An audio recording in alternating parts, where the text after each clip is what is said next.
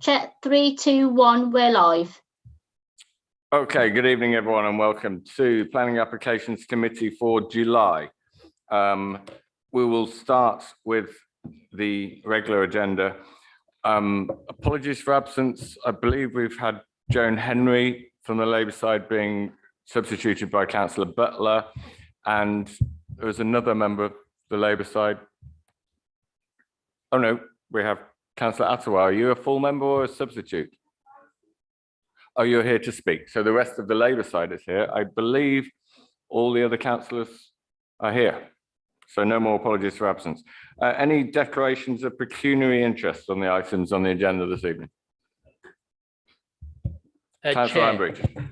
Chair, on item 13, I think you're going first. I'll have to recuse myself and leave the room as I, with my wife, own a property in Florence Avenue. Any other declarations of pecuniary interest? There's an applicant tonight who has my name. It's not me. Fair enough. As I know well, David is a fairly common name. Minutes of the previous meeting, can they be agreed as a true and accurate record of meeting? Agreed. And then we move on to the applications. As I remind everyone, the order will be as stated, except we're going to do numbers 13 and 15 first, then go back to number 5 and go through in order. A little bit on procedure.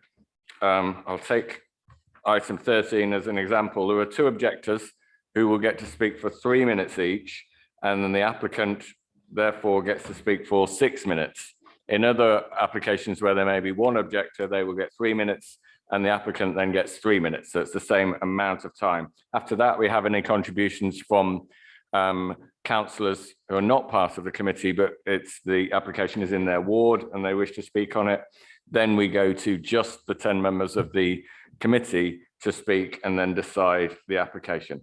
So in order, we will start with item 13, which is 35 Florence Avenue in Ravensbury ward. And can I invite the officer, I think it might be Tim, to present on this one, please. Chair, thank you. It's me that's presenting this one. If I could just share the screen with you, just one moment.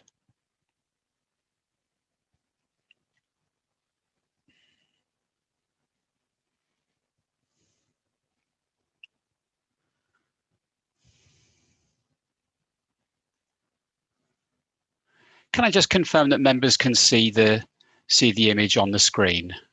Yes, we can, and we can hear you. Thank you, Jonathan.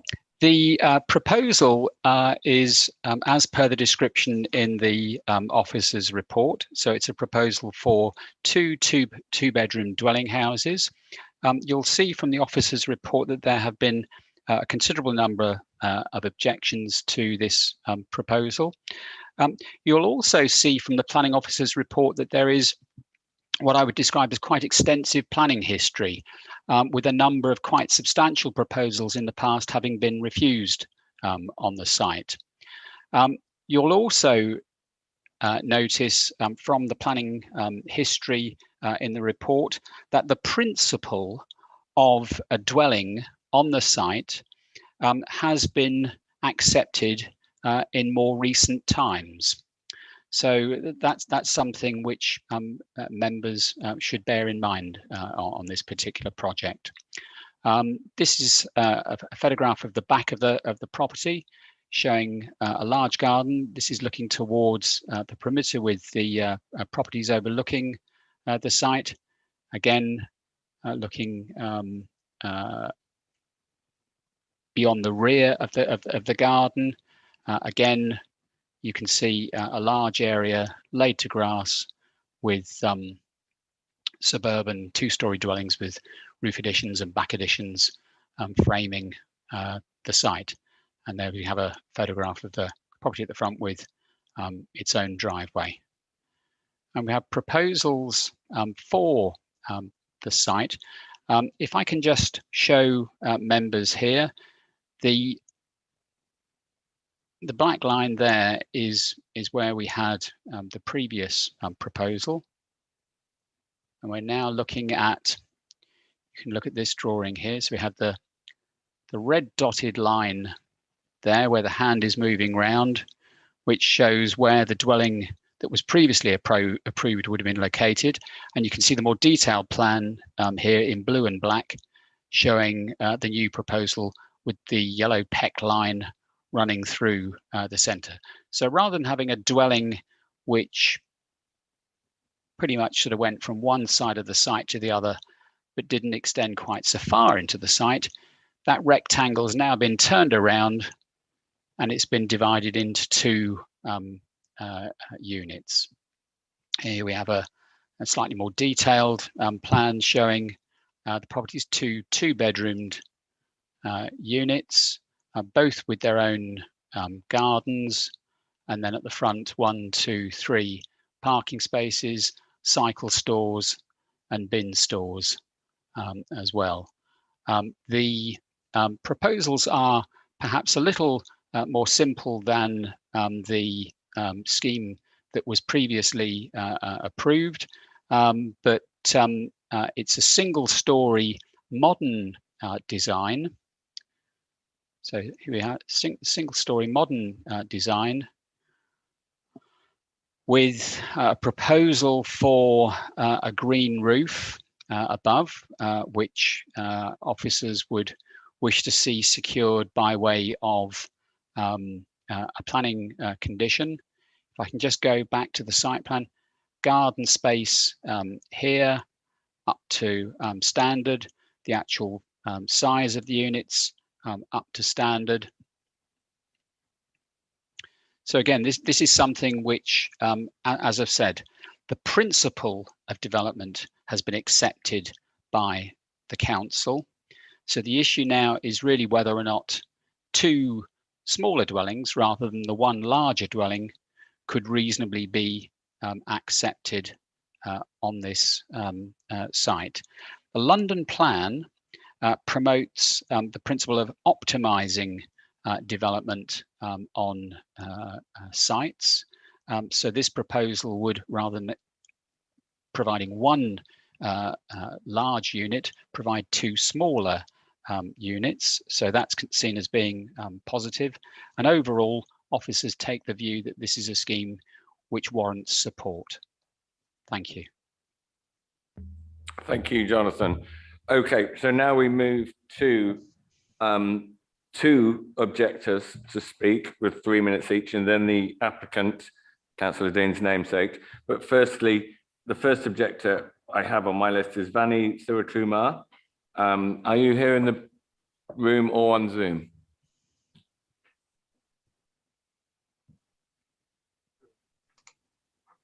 They should be in the room, Chair. They said they was going to attend in person. Okay. I'm not seeing them in the room at the moment. We got the second. Oh yes, they are on Zoom. Well, no, that's the applicant. No, the one of the objectors on Zoom. Vini Suratruma. Yeah. Okay. Let's see if we can hear them. Can you hear me okay? Yes, we can. Go ahead. You have 3 minutes. Thank you very much. Good evening, all. I'm from number 33 Florence Avenue. There are a couple of concerns I have. I quite like the house itself with the green roof, and it's really nice appearance from our garden. My concern is the first one is the car park. Car park is actually facing into our garden, not even far away from our building, our original house. So that's the biggest concern. The other one is obviously the houses, this house garden is at the back side. So the gap between our house, our garden, and their house, is the proposed building, is going to be quite narrow. By that, we will be losing our privacy. So those are the two things. Otherwise, I don't have any objection as to building two bedroom bungalow, 1 story, none at all. But definitely I have got a problem with the car park. That's a major issue.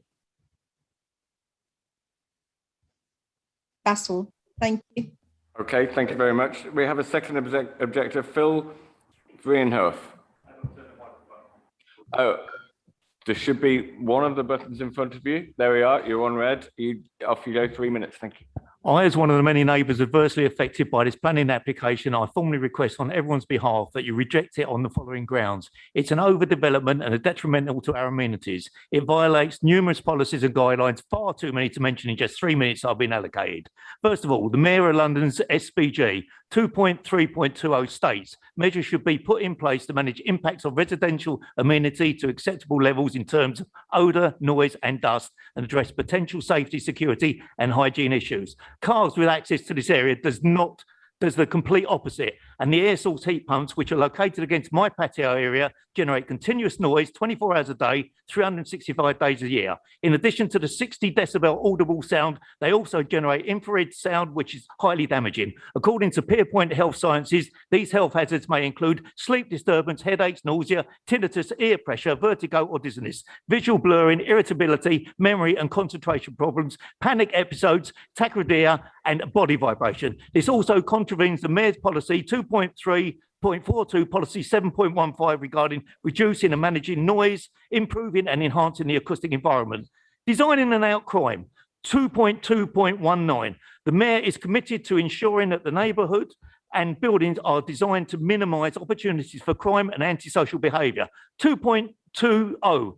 Development proposals should reduce opportunities for crime, criminal behaviour and contribute to a sense of security without being overbearing or intimidating. The adjoining gardens will be open to public access, which would encourage criminal activity in an area largely screened off from Florence Avenue, totally violating this important policy. 1.3.60. In taking account of local character, policy 3.4 resonates with the section of 7, the NPPF. It requires a thorough appreciation of defining characteristics of a neighbourhood, of which would add to its quality and sense of place. All adjoining gardens are large in size, but the proposed development fails the consistent and offers tiny gardens, thus contravening the requirement. Private garden land development, 1.2.44, London Plan Policy 3.4 clearly states boroughs may, in their LDFS, introduce a presumption against development on back garden or private residential gardens. In addition, Mr. Stephen Roscoe of the Planning Inspectorate deemed this piece of land unsuitable for back garden development in his decision made on the 9th of August 2011, and it has failed to meet the depth required, policy which has not changed. Ministry of Housing and Local Government, MPPF Section 9 states planning policies and decisions should play an active role in guiding development towards sustainable solutions, but in doing so should take local circumstances into account to reflect the character of each area, which this does not. MPPF 180, planning policies and decisions should also ensure the new development is appropriate for its location, taking into account the likely effects, including cumulative effects of pollution on health, living conditions and the neutral environment. Again, this fails. This is clearly yet another greedy land grabber trying to turn a quick profit at the detriment of all the adjoining neighbours. Therefore, I request you flatly reject this application, as the small gain of 2 homes is far outweighed by the substantial damage it will do to the adjoining neighbours due to the noise, crime, light pollution. Show more courage than the referee last Sunday and show this as a straight red card, or defer the Planning Inspectorate VAR. Thank you. Thank you very much for that. We've had 2 objectors, so now is the applicant, David Dean. Are they in the room or on Zoom? I believe they're on Zoom.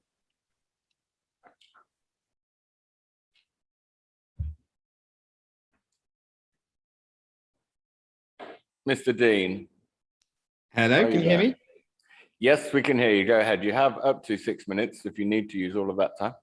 I shouldn't need the full 6 minutes, but thank you for giving me the opportunity to speak in support of the scheme. I don't think I'll need much more than a minute or 2 actually, because largely speaking, my views on the scheme are mirrored in the planning officer's report supporting the development. But in short, what we've tried to do is to design a scheme that actually lowers the potential impacts on the neighbouring property's amenity. We've done so via removing a large basement dig, which actually would have included many truckloads of dirt and removal.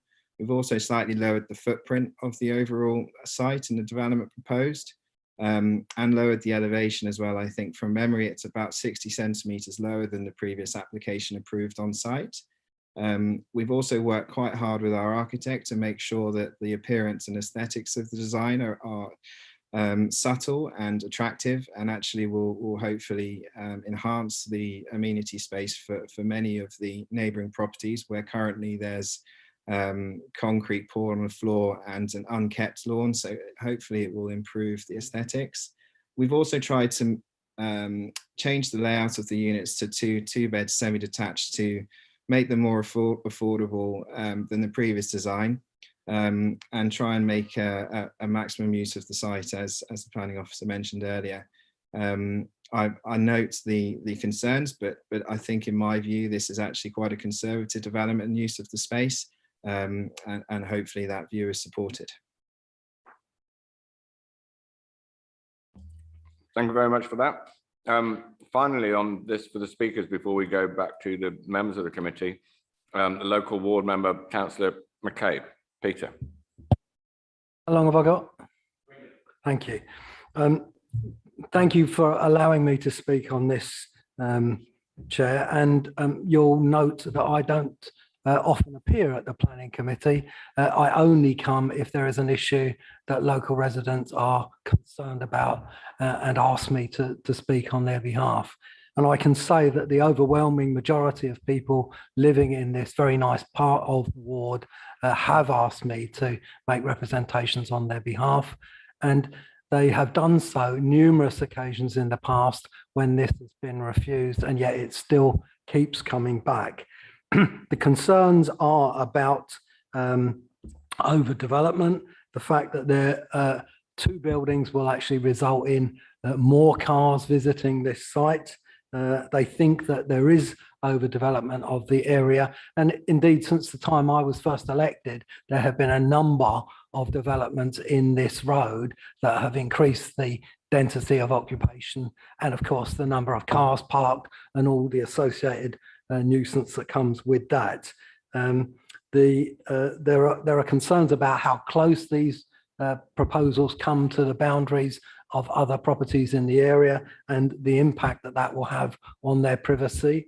There are concerns about the air source heating pumps, which the gentleman has already raised, but there is a good deal of noise from these, and it is known to create health problems.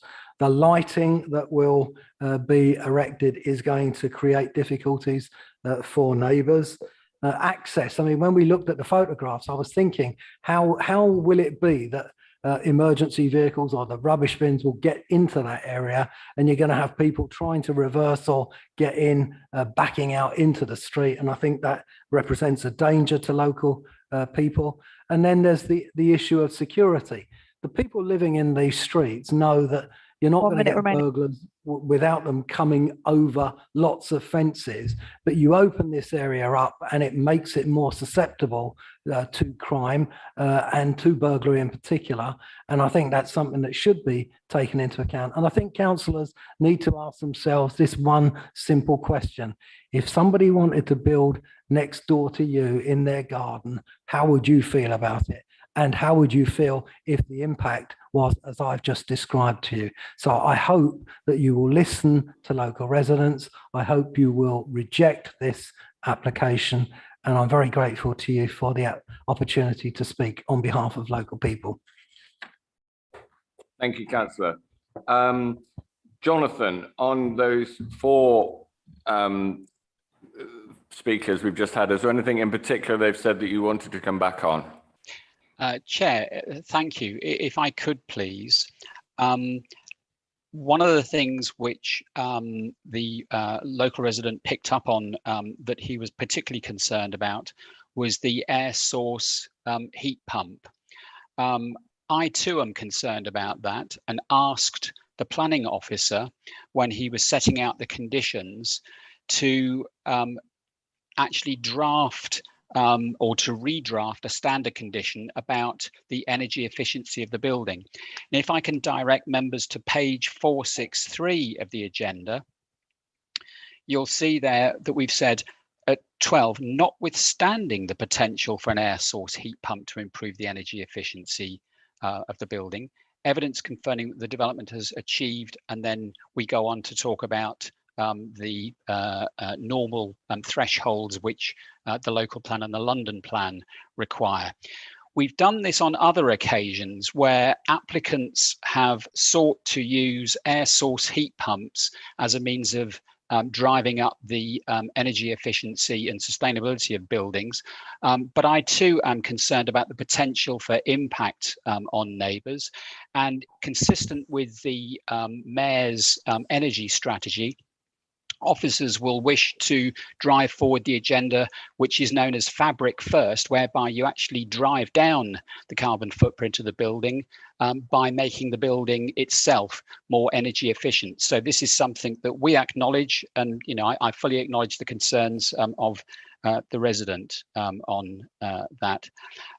In terms of fire safety, an issue raised by Councillor McKay, if I can direct members to the condition above that, condition 11, no dwelling shall be occupied until the applicant has provided written confirmation as to the installation of a fire hydrant or otherwise agreed fire management and safety plan, and that such measures have been agreed by the London Fire Brigade. Again, this is something that we've used on a number of occasions now, where faced with the challenge of trying to optimize development on small backland sites, we have wanted to make sure that fire safety is factored into the design of any scheme coming forward. In terms of other issues about crime and the vulnerability of neighbours arising from placing a dwelling or dwellings on this site, I would highlight to members that only a few years ago, members accepted a proposal for a new dwelling on this site with a footprint, albeit rotated through 90 degrees, comparable to that which is before us now. It was only for one dwelling, but the footprint of the building was comparable to that which is now being proposed.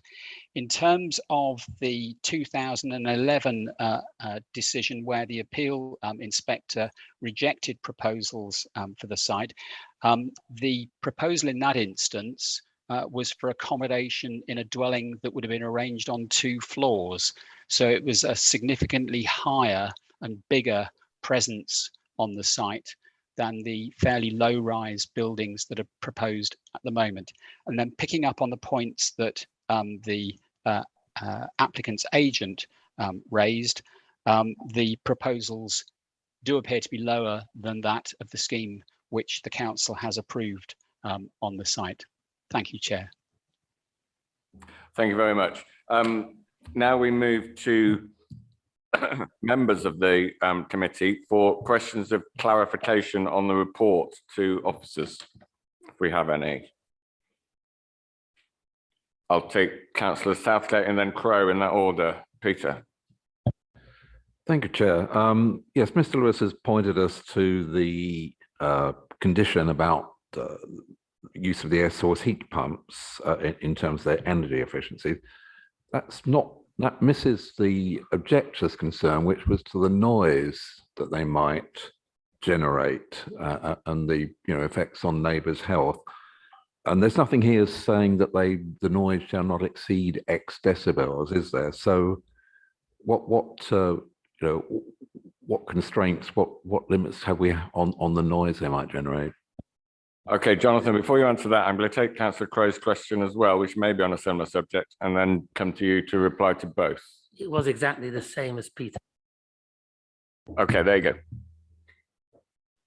Chair, in answer to Councillor Southgate's and Councillor Crowe's concerns about the air source heat pump, the objective that officers would pursue in this instance is that we would look to engage with the architects and designers on this particular scheme to get to a position where the need for an air source heat pump actually disappeared from the agenda. That's why, you know, we've acknowledged that an air source heat pump can improve the energy efficiency, but it's precisely because of that impact on that sort of background noise that you can get from pumps. And you sometimes, I'm sure, perhaps residents in the Wimbledon area, there might be a pump operating a pool in their garden. Things like that can be just a quiet source of nuisance. And I would wish to reassure members that the officer's objective here is to drive up the fabric efficiency of the building so that we can hit those targets without the need for any mechanical equipment to be installed on site. And we can temper and adjust the condition accordingly so as to address members' concerns on that point. Okay, thank you. Councillor Christie. And then Councillor Drake. Thank you, Chair. Jonathan, the officer mentioned that the principle of development has already been approved on this site. And is that purely because of the decision that was taken whenever it was, a number of years ago, for the, was it 2017, the application that was approved there? I'll have another quick question as well afterwards. Okay, let's reply to that one and possible come back from Councillor Christie before we go to Councillor Drake. Yes, Chair. The council, when it was considering the last scheme that was submitted in 2017, was assessing it against the same planning policy document, the 2014 Merton Sites and Policies Plan and the 2011 Local Development Framework, which are still in place now. The only difference, or the key difference that's taken place since that application was determined, is the adoption of the new London Plan in March 2021, which more than doubles the council's housing targets. Okay, thank you. Councillor Christie. Thank you. So there is an approved but unimplemented plan to build more or less the same building except one residence, and the only real difference is that the same applicant is coming back with an application to build 2 residences, and part of the argument for that is the principle for development has already been met. Am I understanding that right? Chair, Councillor Christie, the proposals, as I've said, create a dwelling which I wonder if it might help if I just showed the images again on the screen. Would that help? I think the basic, what I would like to know as well as Councillor Christie is that there is a planning permission in place which would build a 4-bedroom home on this plot. The difference on this one is 2 smaller 2-bedroom homes. And I think in addition to Councillor Christie's question, is that planning permission for the 4-bedroom home still in existence? Could they literally start building that tomorrow?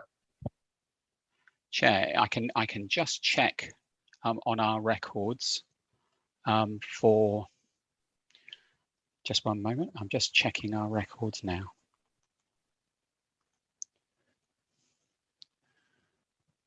Just bear with me a second.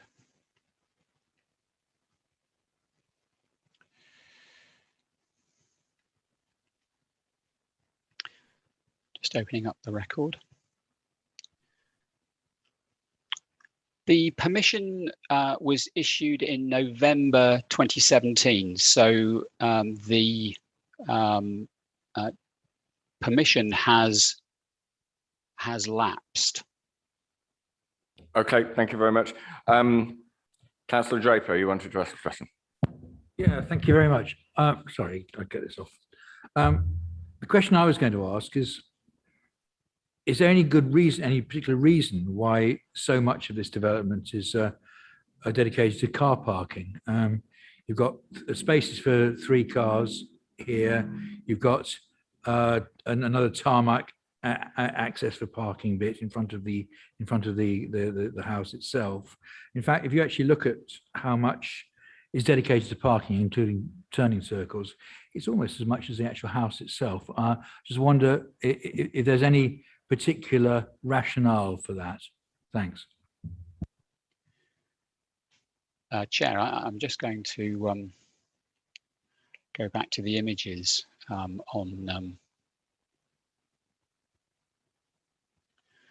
so we have the driveway into the site where we've got the cycle stores.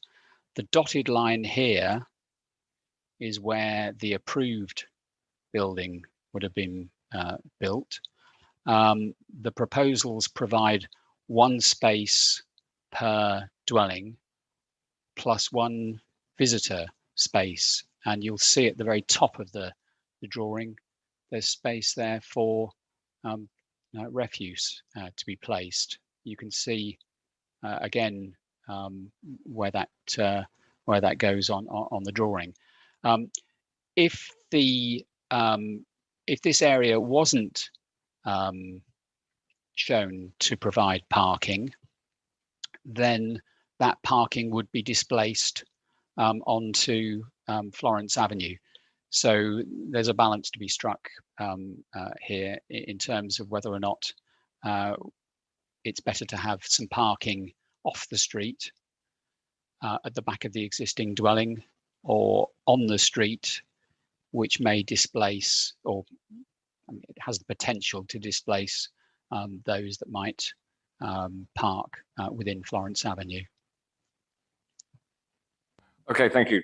Councillor Dean, you have a question. David. So the car park is not really part of the planning application, because if it was refused tonight, they can just put it in anyway. So it's not going to be a material condition. So we probably covered all the issues on it. I think in terms of questions we've done, comments from members of the committee on the application. Councillor Christie. Billy.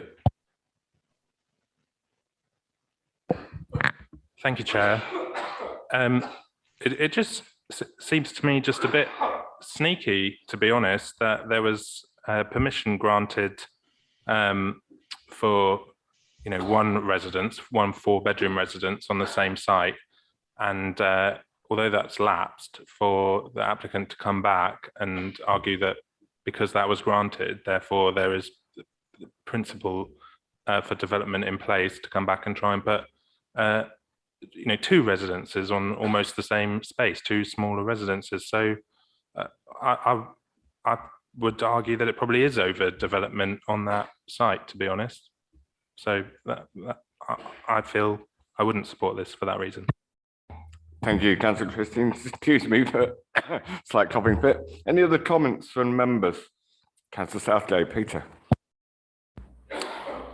Thank you, Chair.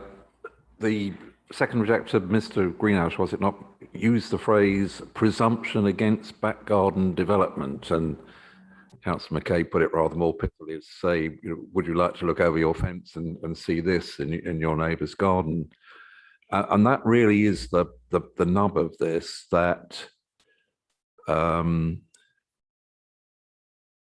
remember when the now adopted land and plan was under discussion, asking Deputy Mayor Jules Pipe in this chamber about back garden development, and he said, no, that's not what we're trying to achieve. And yet, as I look at the new small sites toolkit in particular that Cabinet's now approved, it contains really templates for how this is to be achieved, and we have already been reminded tonight that our annual housing target has increased from 411 to 918 homes.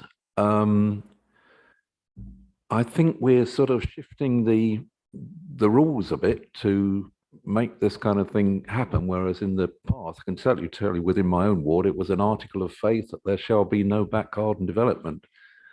I'm not I'm really not sure here whether we can still oppose it on those grounds, but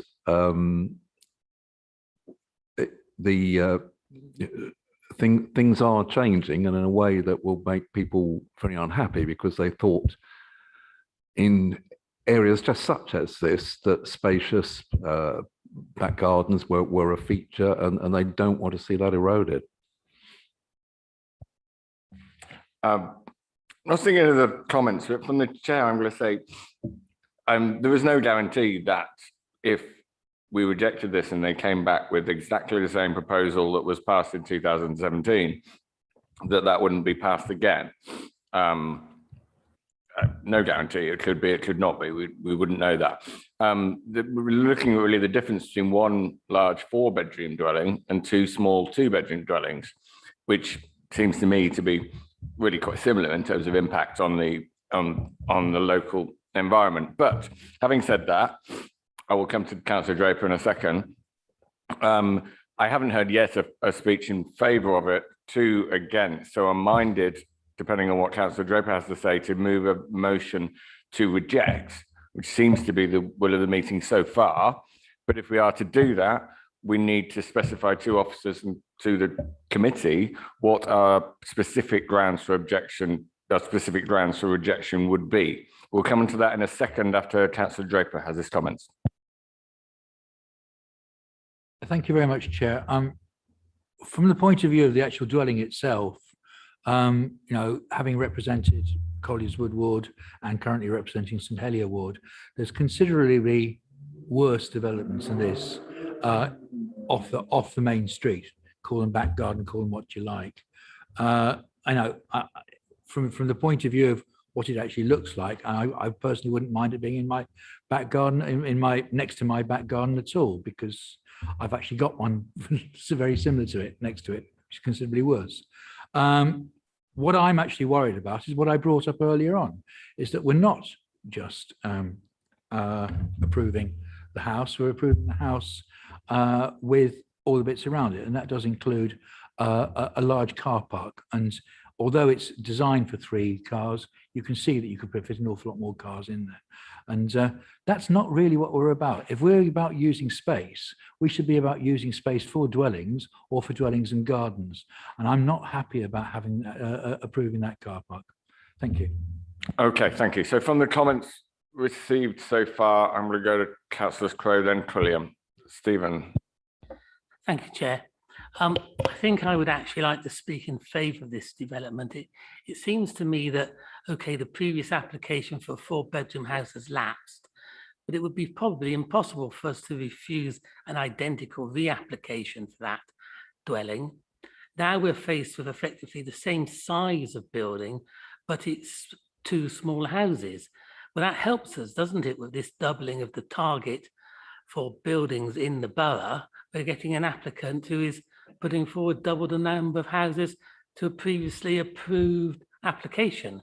So I can't really see how we can refuse it. And if we do refuse it and it goes to appeal, well, by the same logic, I would assume we would lose. Thank you for that. I'll come to Councillor Quilliam in just a second. I think that was my point. The first person to speak in favour, the view seems to be about refusal, but nobody's yet come up with the grounds under which we would refuse and whether that would survive an appeal against that decision if we made that decision. Councillor Quilliam.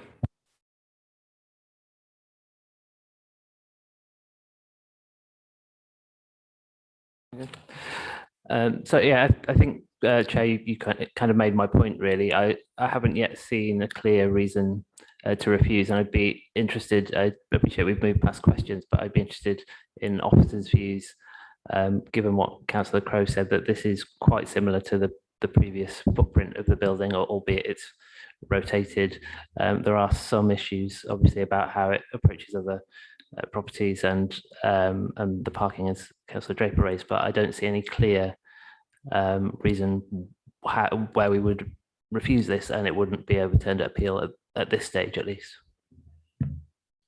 Okay, yes, I'm going to go back to Jonathan now if I can. I think Councillor Christie suggested earlier that overdevelopment of the site could be one grounds for refusal. Were we minded to do that? Are there any others, Jonathan, or is that, do you think, the main one? Well, there was the issue of the air source heat pumps, which, as I've explained, members could embrace the condition which is recommended to avoid having the air source heat pumps on the site. In terms of the noise from car parking, Councillor Dean made a good point that the applicant at the moment at the back of the house could put some tarmac or hard surface down and park cars at the back in connection with the existing house. So that wouldn't be the strongest of cards to play in terms of noise and a harmful impact. In terms of Councillor Christie's point on overdevelopment, it would be overdevelopment by reason of the scale, bulk, mass, siting, height of the proposed dwellings. Well, the proposals, as I've explained, pretty much rotate the layout of the approved scheme through 90 degrees. So it's shorter into the site, but wider deeper into the site, but narrower across the site. So there's a sort of a neutral impact there. So I'm struggling a little bit on Thank you. One. I think maybe to preempt that, I'm not seeing any more comments. I'm going to move to the vote. The first vote, it may be the only vote if it's passed. The first vote I'm going to take is on the officer's recommendation, which is grant planning permission subject to 2 conditions. And by a show of hands, all those in favour of the officer's recommendation. 1, 2, 3, I'm saying 4, 5. All those against, sorry, 6. No, Nick, sorry, you put your hand up in between. Well, I was going to ask for deferment over the car parking. But if we turn down granting the application, we can move to then either refusal or deferment. But this vote is on granting the application. So let's go back. So, all those in favour of granting the application this evening. I'm seeing 5. All those against. I'm seeing 2. Those not voting. Myself. That adds up to 9. We may have a vote missing. Oh, Stephen is outside. Anyway, 5 in favour, 2 against, 2 not voting. So that application is passed. Right. We next move to agenda item 15, Wimbledon Stadium, Plough Lane. The presenting officer is Tim Bryson. I'm thinking this agenda item might be quite quick, but we shall see. Thank you, Chair. Just sharing my screen, bear with me.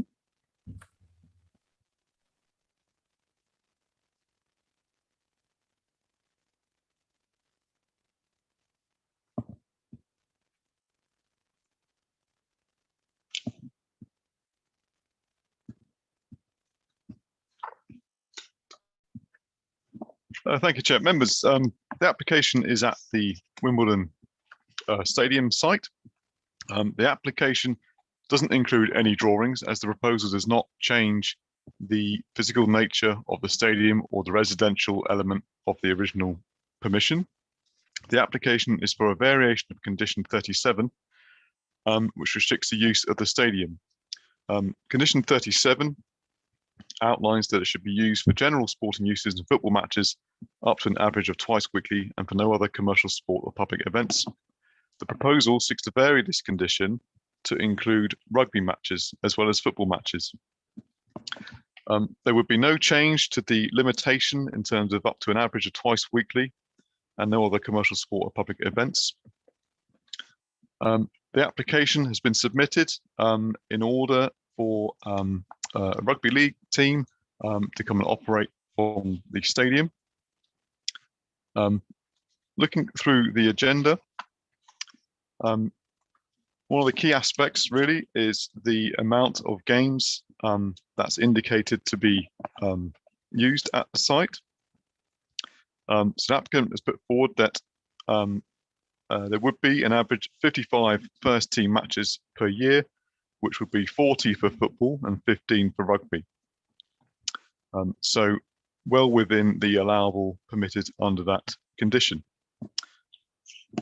You'll note, members, within the report that there's been lots of concern with the highways and transport impacts of the proposal. It must be said that the original consent included up to a 20,000 seater stadium with 11,000 seats being built in the first phase, which has been built today. Looking at some of the submissions from the applicant in terms of the likely spectators for the rugby league team interested in occupying the stadium, it would be circa 3,000, which would be less than the average football fan spectators in attendance for AFC Wimbledon during a couple of seasons ago. So overall, Chair, officers satisfied that the variation condition can be approved, subject to the variation of condition as set out. And it should be noted that the original legal agreement and conditions all would still remain in effect. Thank you, Chair. Thank you very much. We have Councillor Drake wanting to speak on this. I can't see him in the room, so I'm assuming by Zoom. There he is. Thanks, Dave. Can't hear you as yet. Can you hear me now? Yes, we can. Go ahead. Just a quick one, yeah. Thanks a lot, and thank you to the residents and the Wimbledon Park Residents Association for their various responses. I just want to pick up just 2 or 3 really quick points. First of all, there's been a bit of discussion about I think we just heard the number of games and the additional number of games from rugby.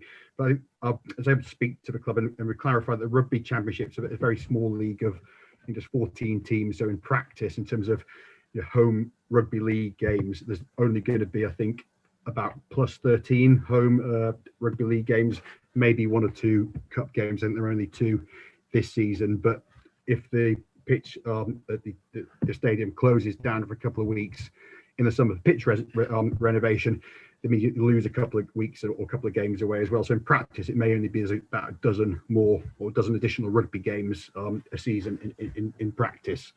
And your committee members may note from their pack as well, there's a request from the Wimbledon Parks Residents Association to actually have a planning condition saying that instead of an average of 2 matches a week as a formal limit, could you have that as a formal, make that a limit, saying there should never be a week where you have more than 2 games. And again, I was able to discuss this with the club yesterday, and because there's about, in practice, a dozen or so additional rugby matches, and the Football League size means it'll be 23 home games, that averages out to, I think, in practice, in terms of first team home league games, which are the ones which attract a more notable crowd, probably about 1 of those every 1.5 weeks in practice. So the club said mathematically, as there are only, I think, 3 midweek fixtures a year, and most months of rugby and football do not overlap, then it would be mathematically extremely unlikely. It might be a once a year or once every 2 year need for that more than 2 games in a week. So that was actually quite reassuring, which I got from the club yesterday. There's 2 more really quick issues, Dave, if I can just mention. The closure of Plough Lane, which has been discussed, and I know that residents were quite concerned about that. The club assured me yesterday that there's actually no intention at all to close Plough Lane. It would only ever happen on the biggest crowd if the police told them to, and it would only be when 1 minute remaining. The fans are exiting the stadium, so it would only be for 15 minutes or so. It's not something which is going to happen on every match day or for the full duration of the match as well. And I did discuss with the club's CEO yesterday about local greening. Plough Lane is not the greenest area, and we all want to work together. And he said he may be able to get some help from the club's, the Don's local action group, the Army of Volunteers, to help, whether it's helping weeding in the pocket park or helping with the allotments or planting watering trees. We're all very sensitive. We want to green the Plough Lane, and so the club would be able to support that as in principle going forward, perhaps with the volunteers. So I just wanted to report those back to the committee. Thank you very much, Dave. Thank you very much.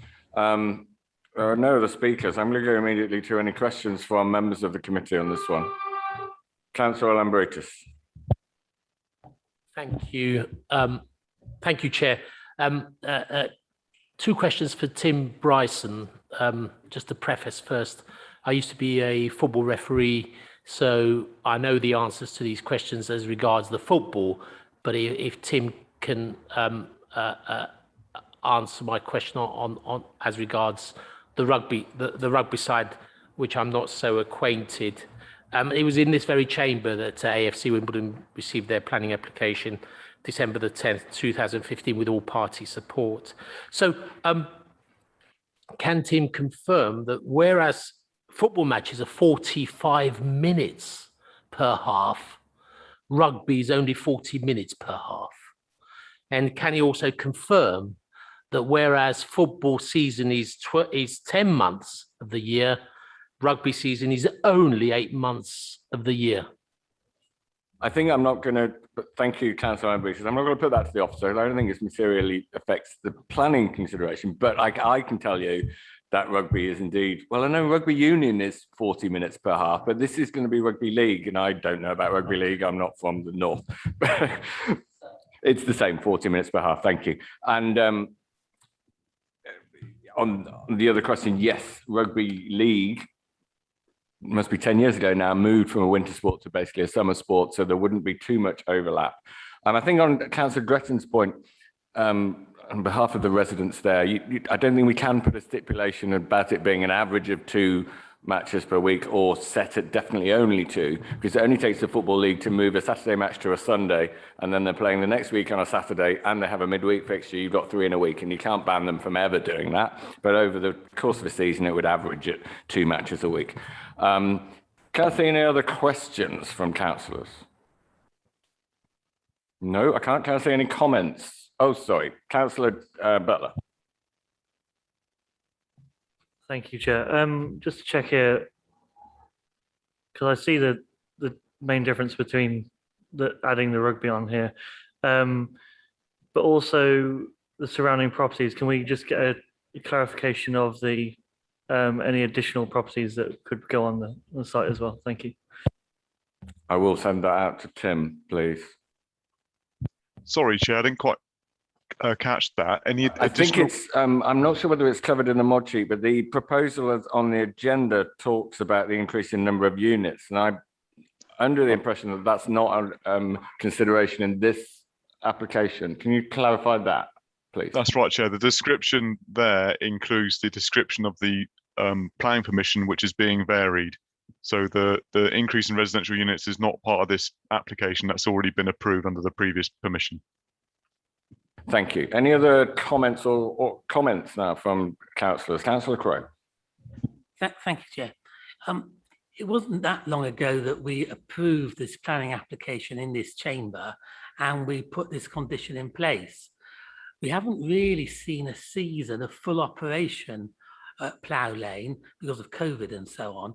So I think it's a bit premature to start talking about varying conditions when we haven't seen Plough Lane in operation properly. I am nonetheless attracted by this idea of a maximum cap of 2 matches a week rather than an average.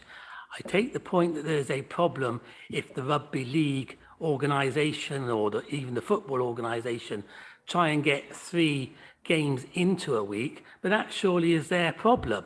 And AFC Wimbledon could look to play that game at another site.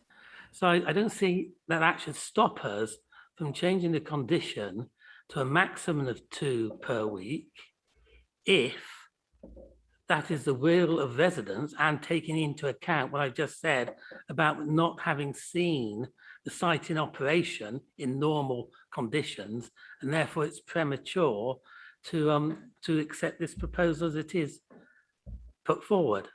Thank you. Councillor Dean. The condition 37 original and says stadium use originally condition 39. The approved stadium plan and seating bowl shall only be used for general sporting uses and football matches up to an average of twice weekly. That's 104 per annum, and you can have 7 games a week if you wish, as long as you don't go over 104. So I actually can't understand why this is here if the condition is already there. That's my view on it. Okay, my understanding is that the difference with the condition, that condition on how many matches stays the same. The difference is that we're allowing rugby league and other forms of rugby to happen as well as football. I will take Councillor Allen Barichis. Thank you, Chair, there's nothing premature about this. If we recall that the site was down for sporting intensification and an independent inspector approved that. And for me, sporting intensification is exactly what it says on the tin. And the addition of rugby is something to be welcomed for this club so that the entity can be successful. Officers have scrutinized this, have looked at this, and are seeking approval. And I, for one, will be approving this application. Okay, Councillors Draper and then Fairclough. I'm keen to move on with this. I'm not saying great, but anyway, as briefly as you can. Councillor Draper and then Fairclough. McGrath. Sorry. Anyway, no. Just to say, personally, as somebody who loads rugby, the people who are buying these flats are buying them in the sure knowledge that they're actually surrounding a sports pitch. They know that's going to happen. It's ridiculous to assume that that further matches aren't going to happen, quite honestly, or to try and hold it back.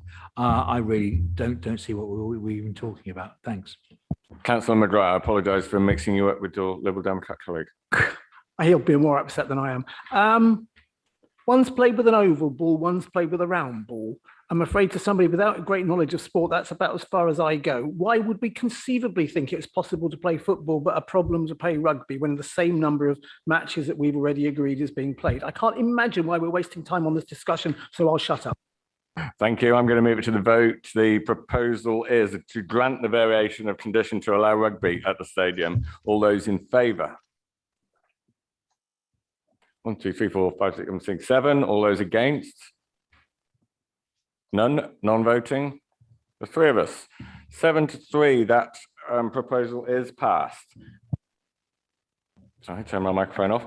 We will now move back to the start of the agenda and take the rest of the items in order. So we're moving to agenda item 5, which is 2 Blenheim Road in the West Barnes ward. And I'm not sure which officer is presenting on this. Chair, I'm Jonathan. presenting. Yeah, go ahead. Thank you. Thank you.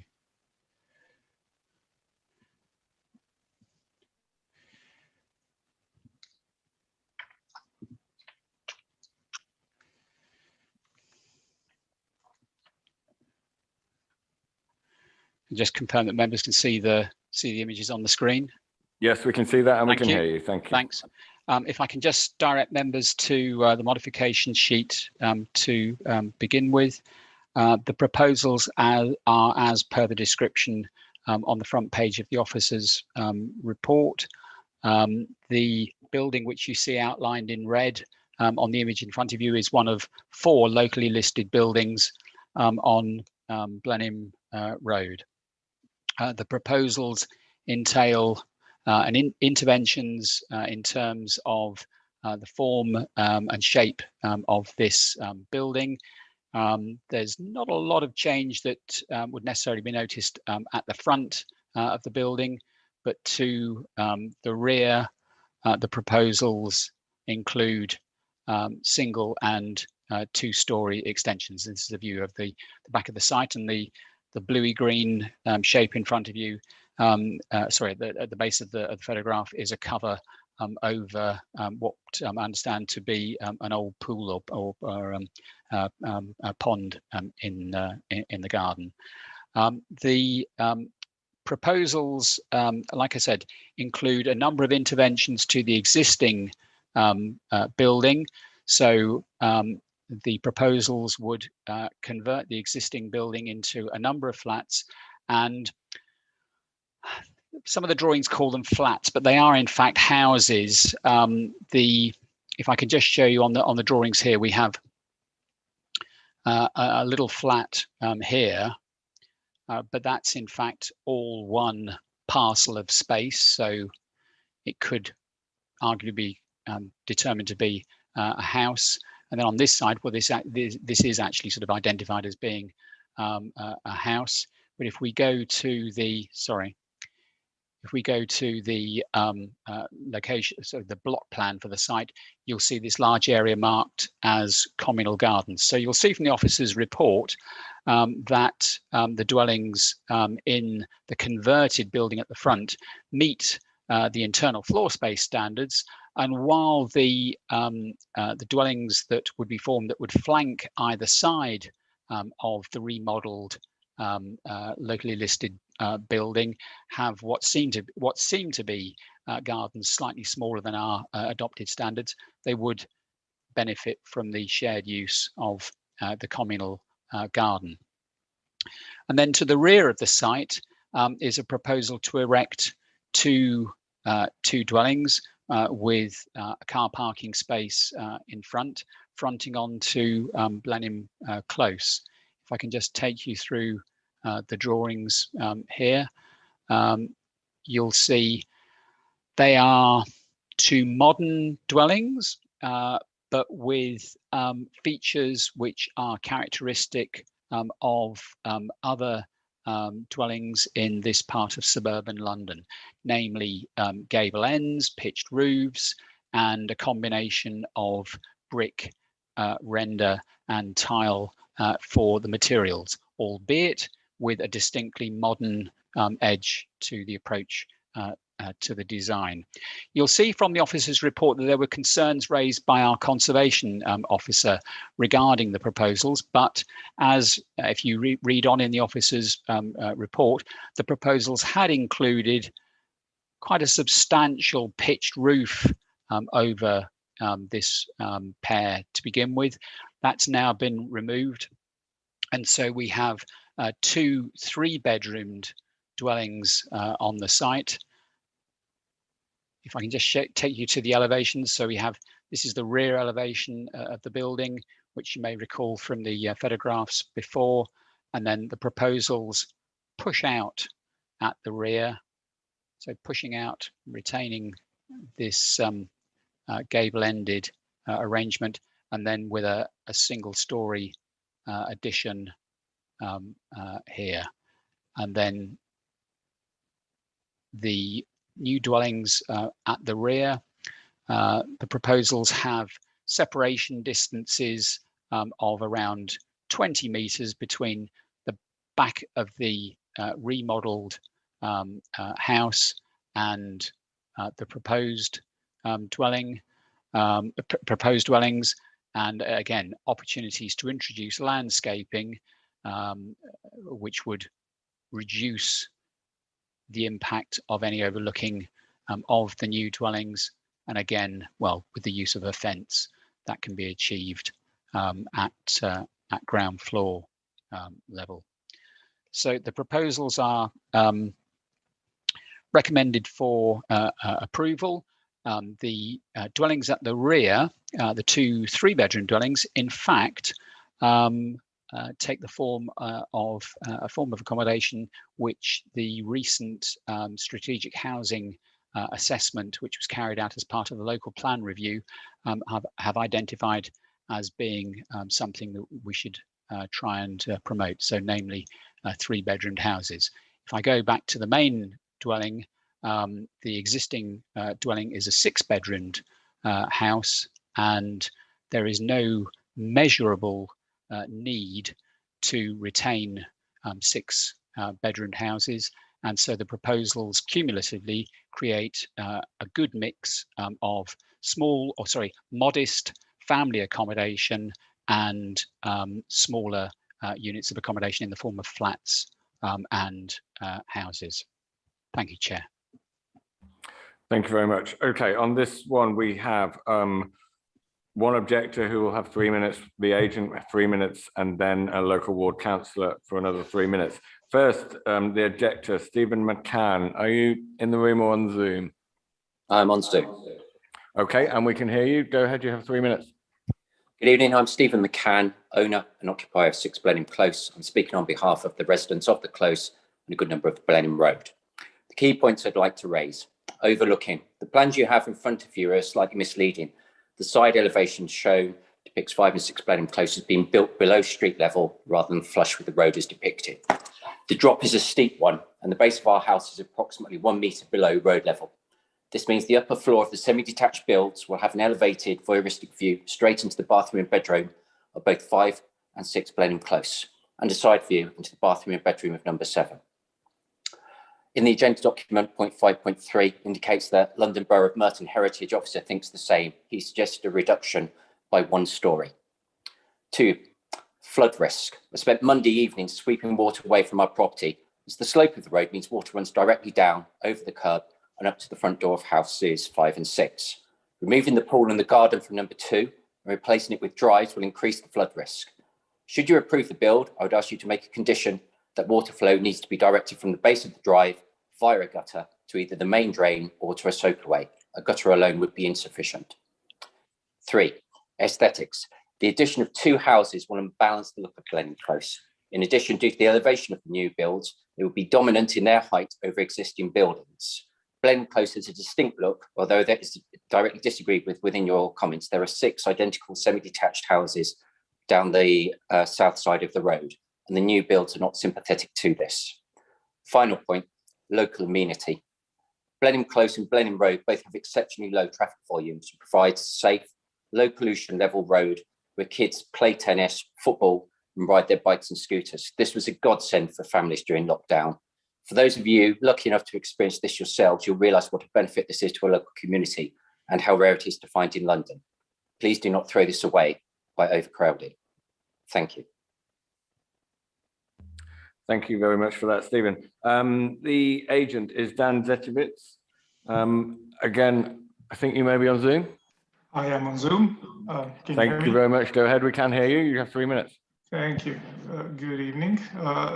Just to start, I'm with the architects on the project, and we don't believe that there is much point in repeating the points which were picked up on the officer's report, because they already clearly demonstrated that they meet planning policies and guidances. So we'll concentrate on comments made by the representation a second ago and those made by residents along the way.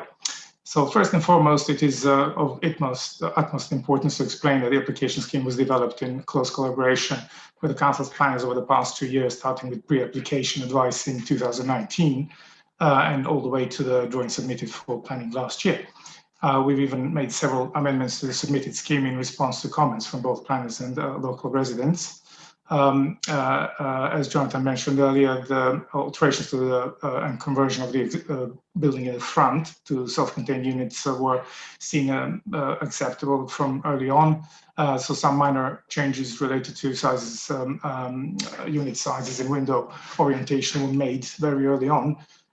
It is also worth mentioning that in February this year, an application for conversion of adjacent property at number 8 to 8 self-contained flats was approved by this same committee. More extensive amendments were made, and I think that the gentleman that spoke before me actually made comments on the scheme before those last changes, because this has been brewing for about 8-9 months now with various COVID delays. So we have made proposals. Initially, they were a little bit more traditional in appearance to respond to what's on site on the south side of the close, but then that changed to a modern interpretation of a local narrative. So more recently, we've actually reduced the bulk by removing the loft accommodation and the roof, which again Jonathan mentioned earlier, both in response to residents and council's comments. And this is what we're looking at today. So there is no overlooking from upper level to anything. Thank you. It is also worth reiterating the planning's office's observation. The planning clause does not have an identifiable architectural character.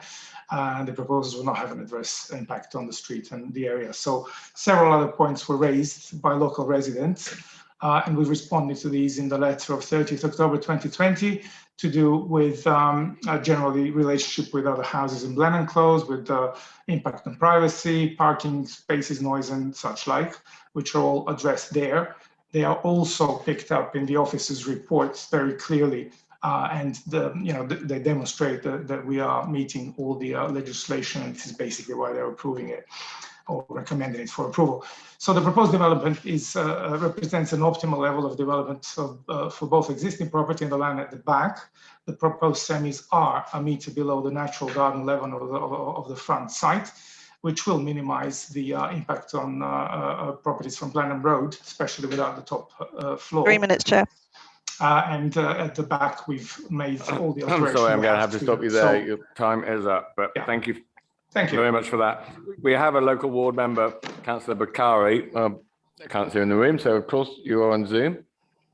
Hello everyone, I'm speaking on behalf of the residents of Blenheim Close and Blenheim Road, adding to the points raised by resident McCann, who talked about overlooking the fact that property is a flood risk, dominant aesthetics, issues of local amenity. But as a councillor, I'm also going to raise the impact that this development is going to have as the area as a whole. One after the other, that there have been overdevelopment in West Barnes, and it's getting ridiculous now. We've had the Tesco development, we've had the Greenview development of 2 stories above another building, and now we've got this. Blenheim Road and Blenheim Close are very desirable roads in West Barnes. Residents who live there absolutely adore living there. They've saved for many years to live in their dream home. And this development is a real concern to them because it's just setting a precedent of building 2 semis in the garden. And if other houses are going to be bought up in that area and this development is going to be accepted, 2 semis in a garden and other houses and other developments is going to be ridiculously difficult for the community here. It's important to know that the buildings between 2 and 10 are locally protected, as been mentioned, in terms of their design. And number 6 were actually told not to expand the footprint of the house when they extended. Adding 2 additional houses is altering the look of the area.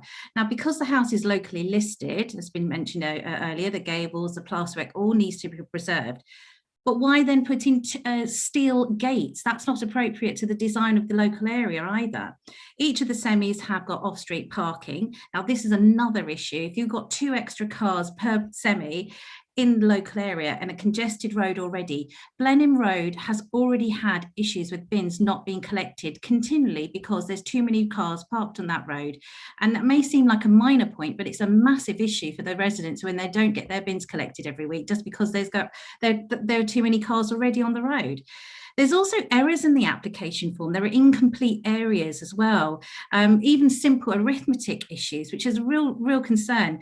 And if you look deeper into there, you'll also notice there's not really a very clear application about the sewage issues. There's also no guarantee of what's going to happen to the large oak tree. Will it be damaged? Will it be removed? All of these issues are very unclear, and that's why we need to make sure that if trees are lost, then that green area and that green space must be maintained. Residents are very concerned about the overdevelopment, as I've said. They're concerned about the developer, and there's genuine concern about this application. And we think you need to reassess this application very clearly. This is not appropriate for the area, and the residents are very upset, and I've had lots of communication with them. Please listen to the residents. They already feel ignored in West Barnes. I'm coming here all the time at the moment. Please, can you not listen? But please stop, ignoring the residents of West Barnes. Don't ignore them. They really don't want this to happen. It's not going to be good for the area, and it's not a good precedent to set. And I do hope that you reject this. Thank you. Thank you. Jonathan, of those 3 contributions, do you have any specific points you need to come back on? Yes, the objector raised a concern about flooding and surface water runoff. If I can direct members to page 25 of the agenda, condition 7, no development shall commence until details of a proposed sustainable urban drainage system, SUDS, have been submitted to and approved in writing by the local planning authority to include the following detail. Sustainable urban drainage, their attenuation capacity, structural integrity, construction, operation and maintenance, and the removal of any impermeable surfaces should also be shown on the submitted plans. Officers have acknowledged that this is something that's important and needs to be addressed, and we've attached a condition. One of the objector was concerned about the height of the building relative to street level, and although there isn't a condition that's attached to the officer's recommendation, if it would reassure members, it would not be unreasonable, given that we're dealing with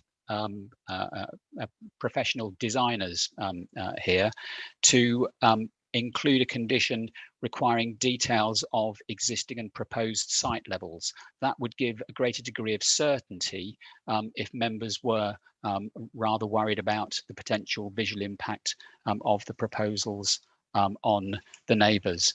Councillor Bakari's raised questions regarding trees. We've had no feedback on this particular matter, but what we would say is that we've included a landscaping scheme, and the way in which the buildings fronting Blenheim Close are laid out on the site would provide adequate opportunity for meaningful landscaping to be introduced. Finally, the objector raised a concern about overlooking from the proposed dwellings, but having taken some rough measurements off the site, looking at the various dimensions which are shown on the drawings on page 33, it would appear that plots 3 and 4, the two semi-detached dwellings, would be in the order of 21 to 22 metres away from the fronts of the dwellings opposite, thereby providing adequate separation distances to ensure reasonable degrees of privacy are maintained.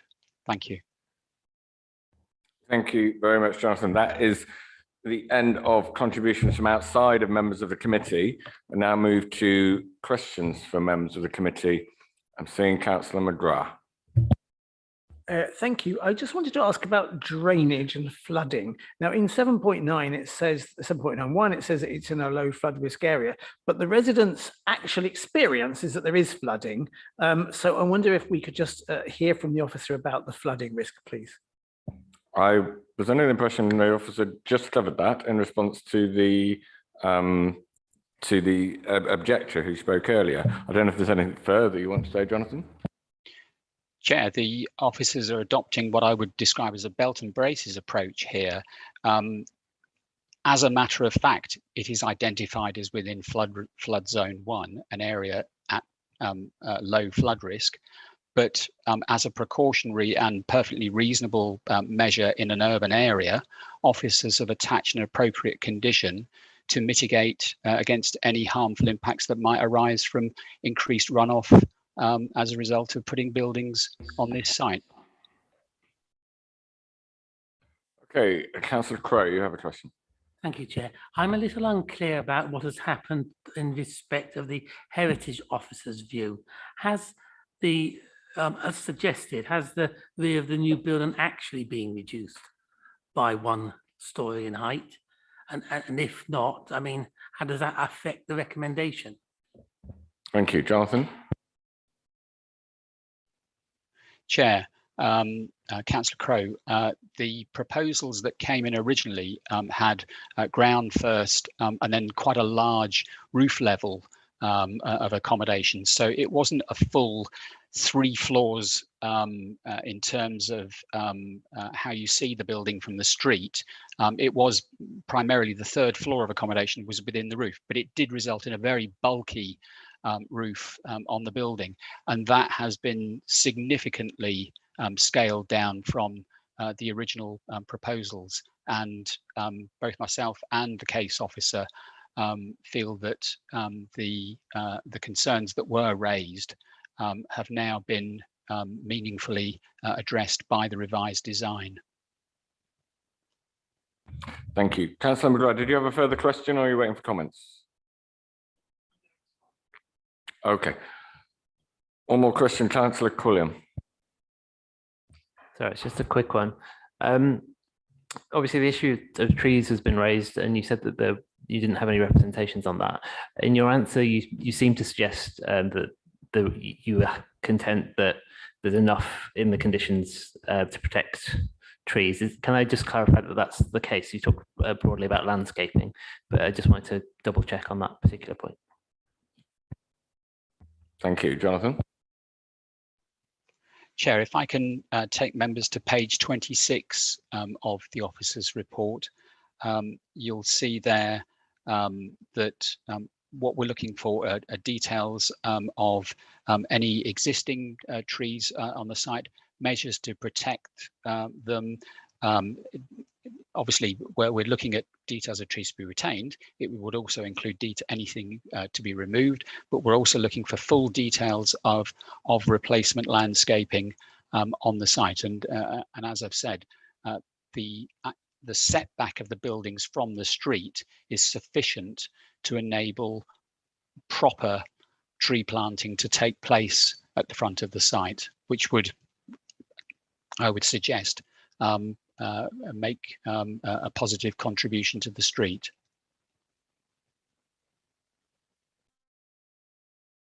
Okay, do we have one further question, Councillor Dean? Yeah, I think because this is a listed building, I was hoping to see an illustration of the homes at the back. I mean, I don't think this is very clear of what they are, what materials they are at all. But my question to the officers is, there's clearly lots of flooding here. So I need to know how often officers at the moment think there is flooding, and where is the closest floodplain? Is it Meadow View Road, for example? Jonathan. Chair, I'm afraid I don't have details of the frequency of flooding in the area, but I think we're drifting into a very technical subject where we have a dedicated officer who deals with matters of flood risk, and he will no doubt explain, or he would no doubt explain if he was here, that flooding can actually take the form of various forms, some arising from perhaps particular water table levels, other flooding issues arising from hard surfacing within particular areas. So, for example, you can find that parts of Morden during periods of heavy downpours can, at surface level, become flooded, but we don't prevent development from taking place in and around Morden. It's simply because of the amount of tarmac and buildings, the water has to disappear down the drains. Well, we're not looking at something like that here. We're looking at 2 new dwellings which will be required to provide sustainable drainage measures on the site. We have the ability to regulate surface water runoff in accordance with London Plan policies. The backs of the property will remain as garden. So I think simply to say that there have been incidences of flooding in the area is rather departing from the measurable criteria here, which is it is within flood zone 1. It is not in an area at high risk from flooding from water courses. So the technical solutions that we're proposing, we believe are adequate and consistent with the approach that we've taken on countless other sites across the borough. Okay, thank you. I'm going to move to comments. Any members have a comment? Councillor Dean and then Crow. So along Grand Drive, there are lots of floodplains. The All England Club, for example, are putting in, I would call it a lake, you could call it a pond, because of the excessive flooding that happens there. The old lesser ground, which is now Meadowview Road, I think it's called, we've got images of people with boats on there, and it floods significantly. And I accept it can be hearsay, it's not formally written, but the area has flooded significantly 5 times in the last 5 years. And although I don't have precise videos of this road this Monday, you will see in the Rains Park area and the Cannon Hill area up to 3 feet of water.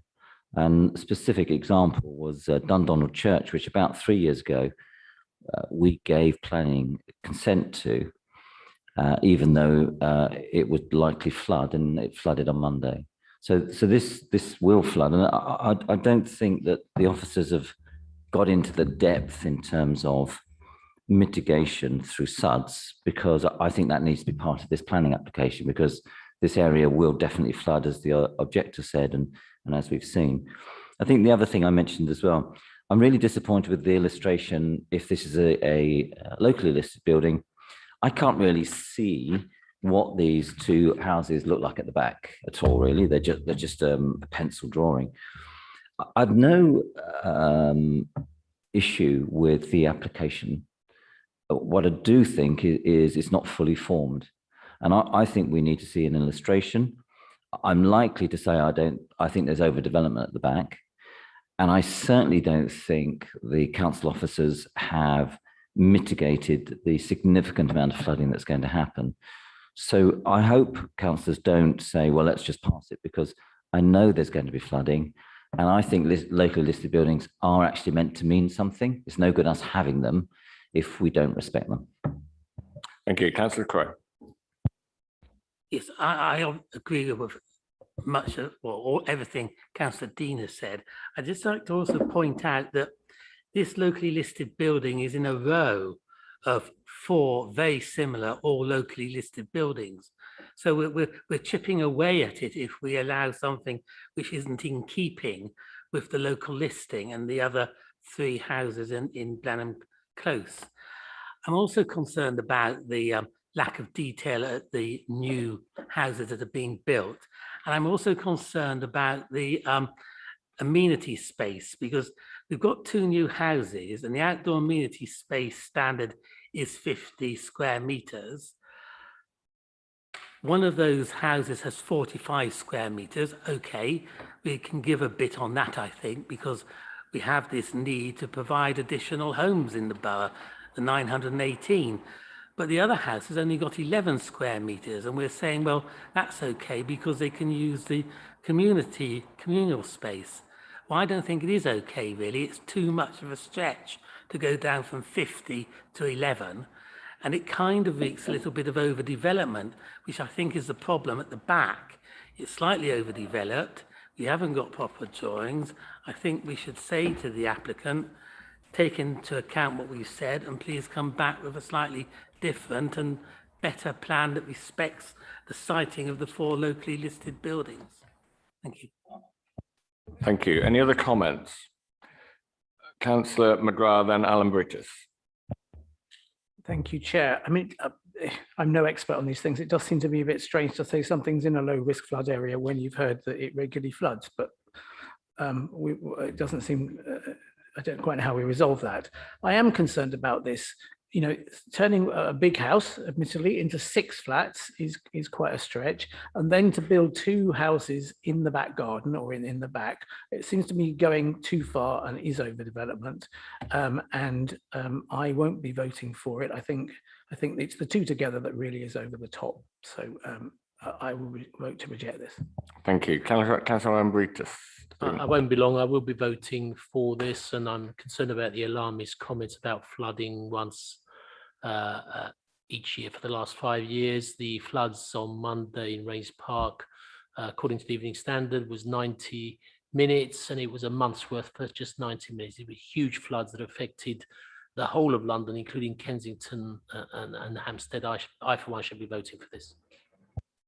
Thank you, Councillor Ambritas. And I would say, well, not just the whole of London, mostly the whole of Northwest Europe. I'm seeing scenes from France, Germany of really severe flooding. And we had a small late afternoon, caused disruption, of course, but it wasn't major flooding. And it is flood zone 1, which means these events happen rarely. And that's an officer's report, not just somebody's recollection of how often these things happen. If there are no other comments, I'm going to take this to the vote first on the officer recommendation, which is grant planning permission subject to conditions. Can I see those in favour of that? I'm seeing 5. Those against? 4, and myself not voting. That is passed. That was agenda item 5. We move on to agenda item 6. We have been going an hour and a half. I'm going to do this agenda item and then take a very short break. So we'll get through this one before we move further on. Agenda item 6, 11 Blossom Square in West Wimbledon in the Rains Park ward. And can we see the officer's presentation on this, please? Thank you.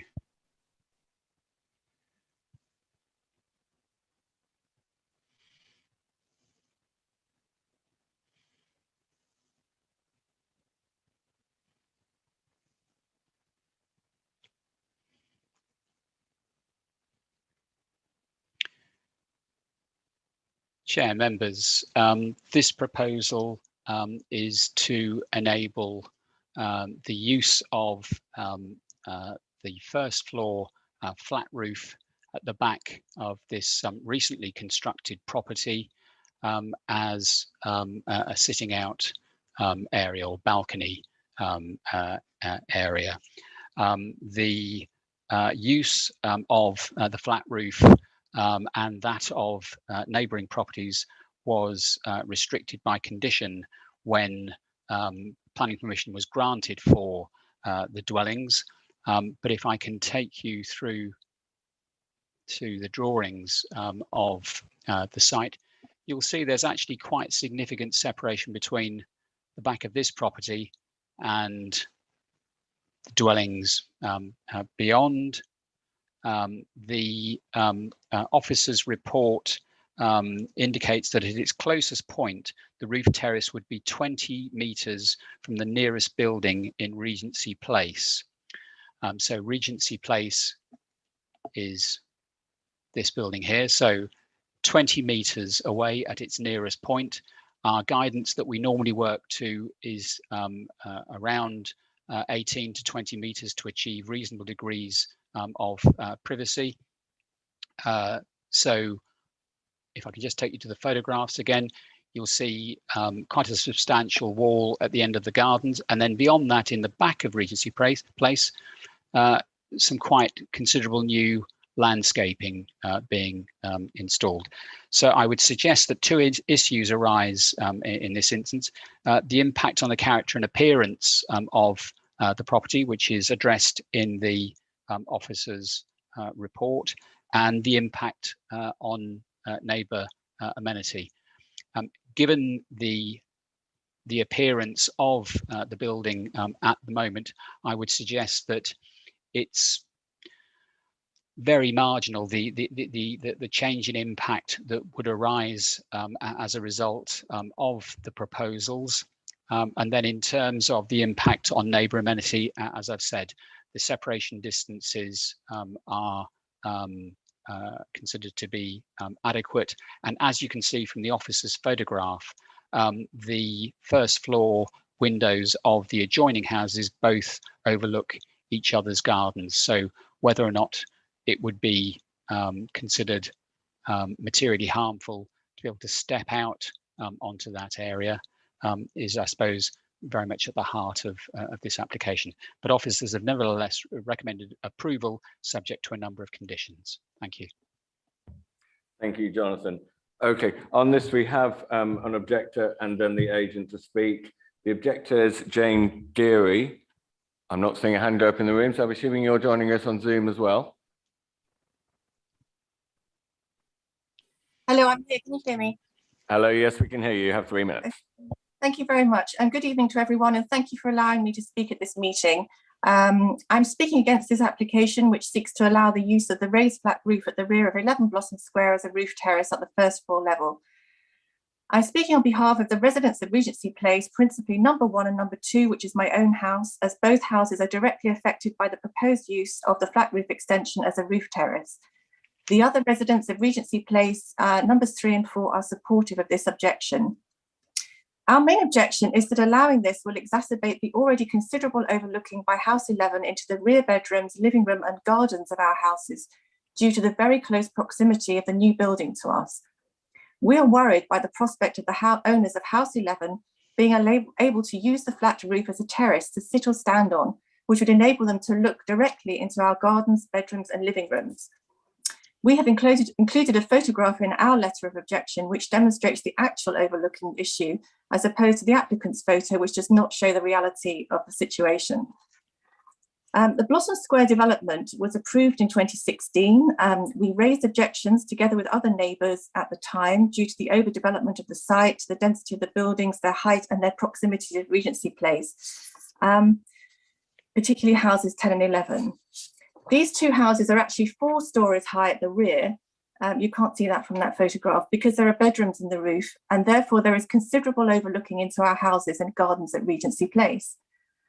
A further planning application was approved in 2018, allowing additional single-storey flat roof extensions to be built on the rear of houses 11 and 10.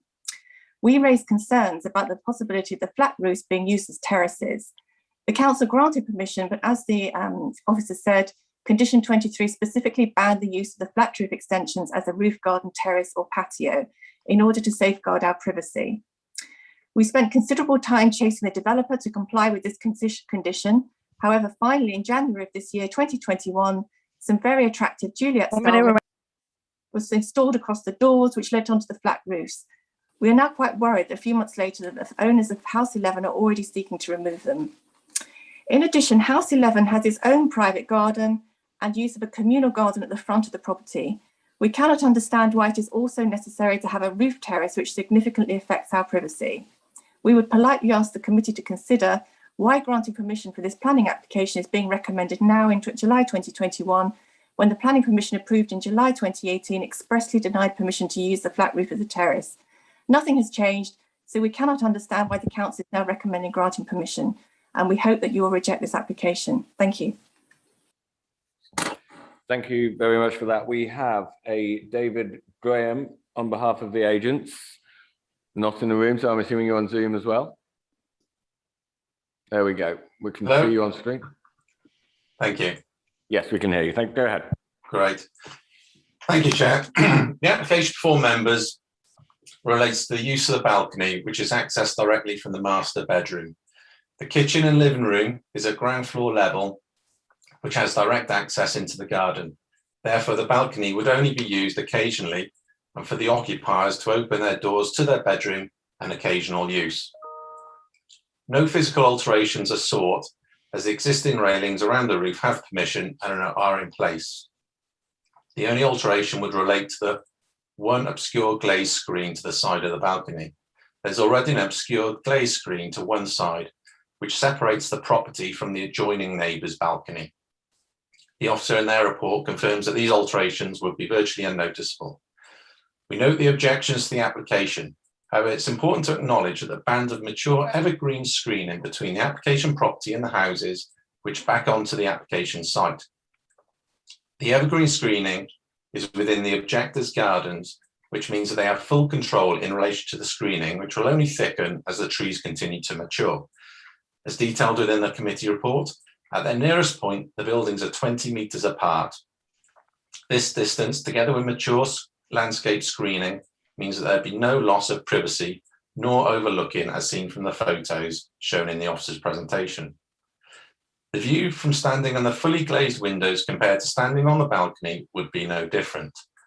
The neighbouring property, which has a balcony and which can be used as a balcony, has the same relationship with Regency Place, and that relationship was considered acceptable and planning permission granted. We're not aware of any issues relating to that terrace. To conclude, there's a gap of 20 metres with mature evergreen trees within neighbouring gardens. These mitigate any direct views. The balcony is accessed via the master bedroom, with the living room space being at ground floor level directly onto the garden. 1 minute remaining. The use of the balcony would therefore be minimal. As such, we would ask members to accept the recommendation of officers and grant planning permission, the same way the neighbouring property was granted planning permission to use their balcony. Thank you. Thank you very much for that. That's the two speakers we have on that outside of the committee. And now so open to questions from members. Oh, sorry. Was there anything in those two that you wanted to come back on, Jonathan, I believe? Chair, no, thank you. Thank you very much. Questions from any members of the committee? Not seeing any comments from any members of the committee. Councillor Dean, then Councillor Draper. I think two things stand out. One, I think the applicant is saying about that this will be rarely used. Planning permission will be 100% or nothing. And the application, when the whole application was here, it was clear that these wouldn't be used. And I think the objector is absolutely right. I mean, they purchased these in good faith, looking at the deeds. And I think it's entirely unreasonable if the applicant 4 or 5 years ago wasn't going to use these balconies and sold them on the basis that they weren't going to be used, and then suddenly comes back. I think that's totally unacceptable, and I think it should be rejected. Councillor Draper. Yeah, the question was asked, what's changed? Well, the world's changed. People live at home far more. People need and use their own home space far more. To actually have a space like this within your home is a real jewel, and to be stopped from using it, quite frankly, is abominable. Thank you very much. I think I'll be voting for this. Councillor Lambritis, Stephen? I just remind the committee that the term development is exactly what it says. Things develop, and we shouldn't be punishing applicants for coming back, whether within the year or within 5 years or within 20 years. It's development. That's what it stands for. Things develop. Thank you. Come to Councillor Crowe in a second. I think the most important thing from the officer's report we have to look at is the distance from the back of the balcony to the neighbouring properties is over 20 metres. I sit here as somebody, when we were doing these meetings by Zoom, there's about 4 metres between my kitchen window and next door's kitchen window, and we wave at each other when they're watering their plants on the windowsill. 4 metres away. That's perfectly normal in the small flats in Collier's Wood. So 20 metres away is perfectly reasonable in my view. But Councillor Crowe, you may have a comment. Sorry, Chair. So yeah, I want to ask a question because I hadn't quite appreciated. Is the building next door to number 11, the adjacent building, already got the veranda condition waived? And if it has, doesn't that put us in some difficulty in relation to this application? Okay, Jonathan, we will move back to a question.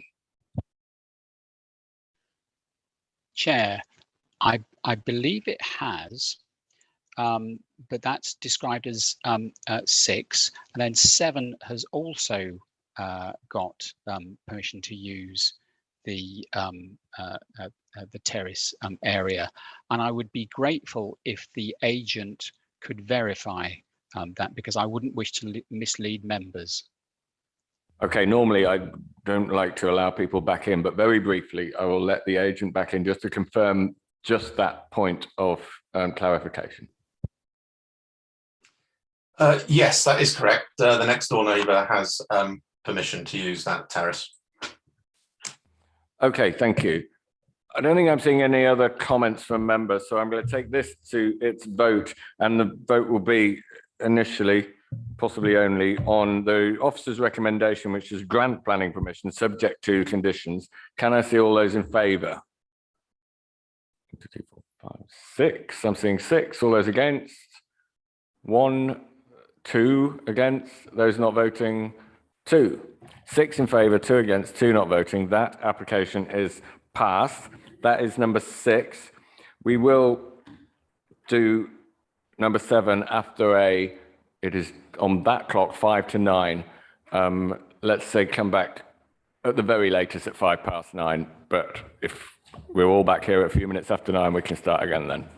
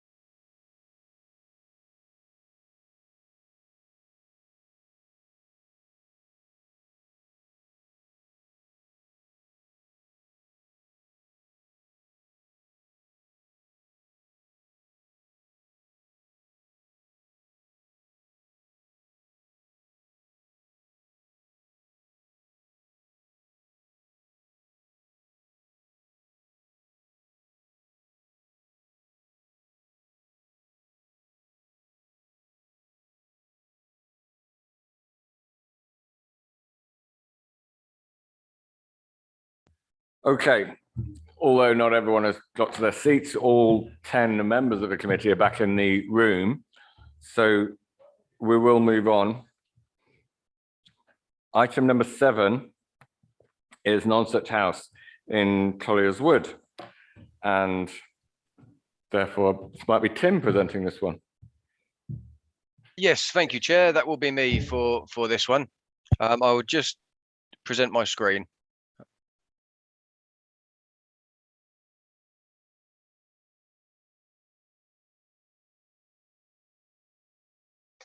Oh.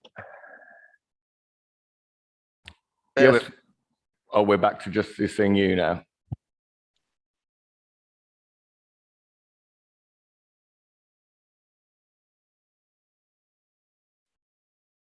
Okay. I believe you should now see a plan in front of you on the screen.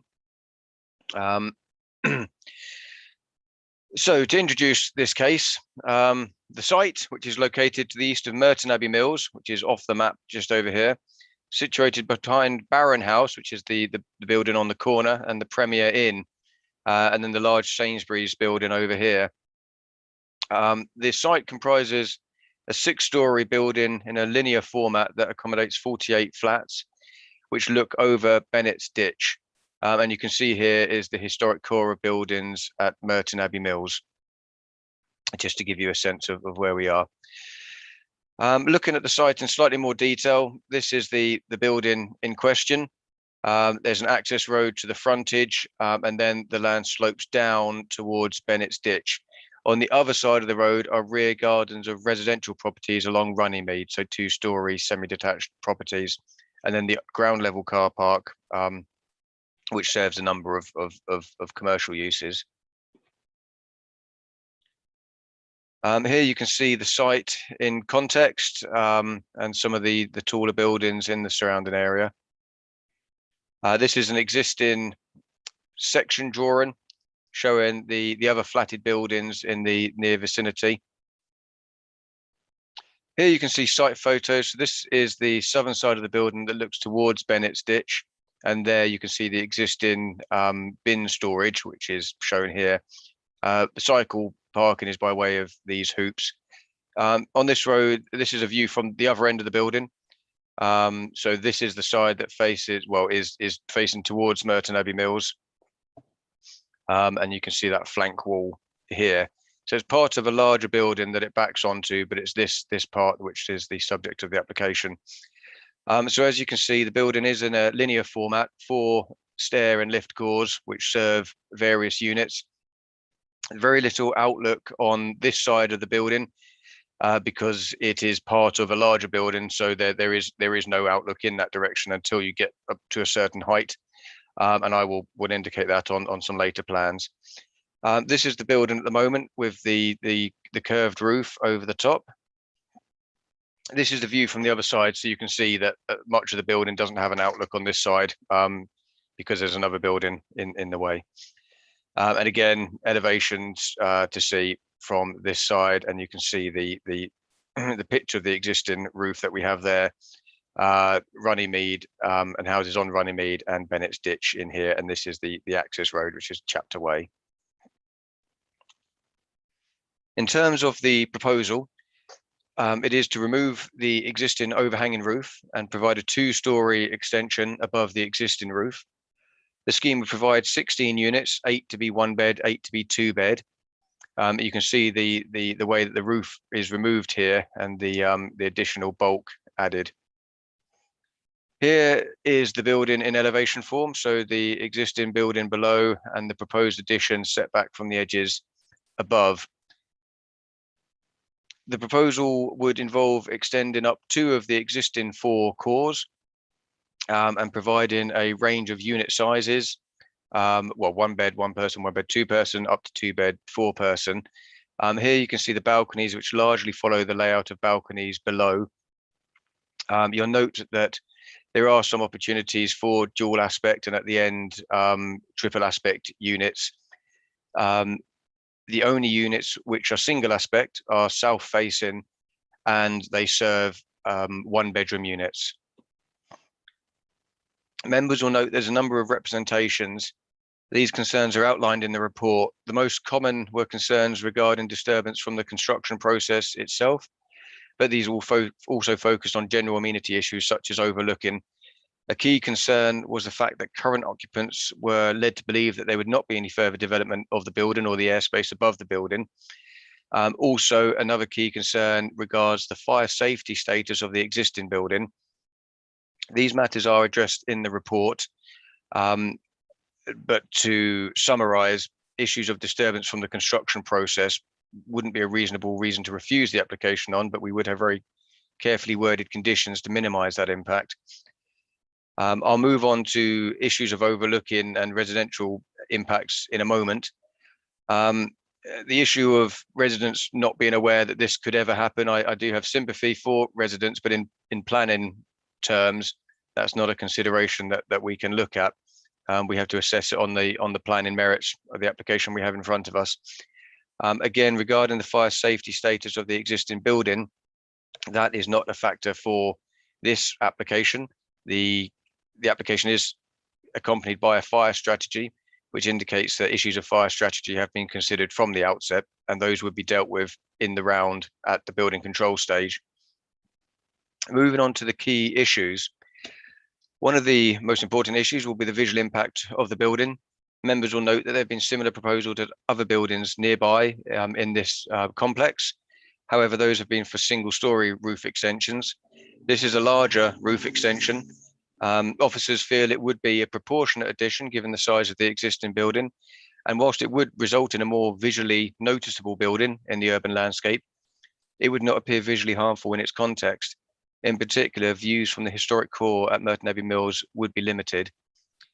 In terms of residential amenity impact, the concerns of neighbours are noted and appreciated. However, as set out in the report, the resultant relationship would be similar to the existing flats below, and it is not something that officers feel an objection could reasonably be substantiated on. Part of the site is within flood zone 3. In fact, the area where the bin and bike stores are proposed to be located. Following informal concerns raised by the Environment Agency, a solution which involved mesh floors to the bin and bike stores was put forward. However, in addition to the impact on water flow, the EA had concerns that one day this area may potentially be required for emergency access to the watercourse. While that is a fairly generic objection, we have looked at this proactively, and the agent has suggested an alternative location for the bin and bike stores. Well, or it could be worked out. There is space on site to accommodate it. However, officers recommend that this be dealt with by way of condition so that we do have a chance to see that information, ensure that it's acceptable from a residential amenity point of view, but also in terms of the impact on flooding. You'll see that officers also recommend that a SUD scheme, so sustainable urban drainage system, be secured by way of condition, as although there is very little additional footprint, there is an opportunity to improve the current situation in terms of runoff, and that is a situation we can take advantage of. In terms of affordable housing, the application was accompanied by a financial viability assessment indicating that no affordable housing or commuted sum was viable. The independent assessors who have reviewed the assessment have drawn different conclusions on a number of issues, such as build costs and residual land value, and have concluded that a commuted sum of £97,191 would be viable. However, if I could direct your attention towards the modification sheet, you'll see a similar offer that was put forward for Bennett's Courtyard in the previous committee meeting, in that due to the uncertainty of rooftop developments and the difficulty in securing lending if there is a late stage review attached, it makes more financial sense for the developer to offer a flat amount, which is larger than we're likely to get in any kind of late stage review. So that would be reflective of £10,000 per property, so 160,000 instead of the commuted sum of 97,000. As you can see on the modification sheet, officers think that this offer has merit, and therefore we've put it forward in the recommendation to avoid a late stage review to have the 160,000 as a commuted sum. Moving on, in terms of parking, no additional car parking is proposed, However, it's noted the site is privately managed and the council's transport planner has raised no concerns on the proposed arrangements. For information, there are 48 flats on site currently with a total of 37 parking spaces available, which is a ratio of 0.77 spaces per unit. The proposal would have 37 spaces to serve a total of 64 units, a ratio of 0.58 spaces per unit. The site has a low PTAL that stands on the edge of a PTAL 4 area, and officers would conclude it's not a remote location in terms of public transport links, and no objection is raised as set out in the report. Therefore, the recommendation, if you would note the revised recommendation in the modification sheet, which includes the updated terms of the Section 106 agreement.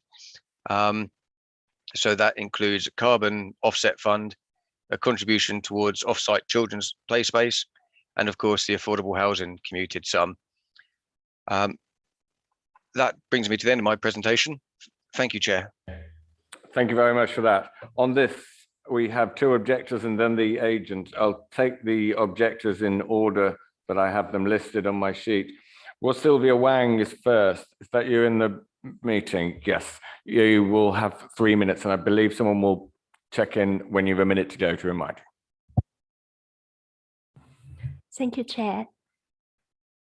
I fully appreciate that a main consideration for this case is that this proposal provides 16 new homes, and that's what the council desperately needed. So thank you, councillors. I was one of these people who were moving from places to place not that long ago.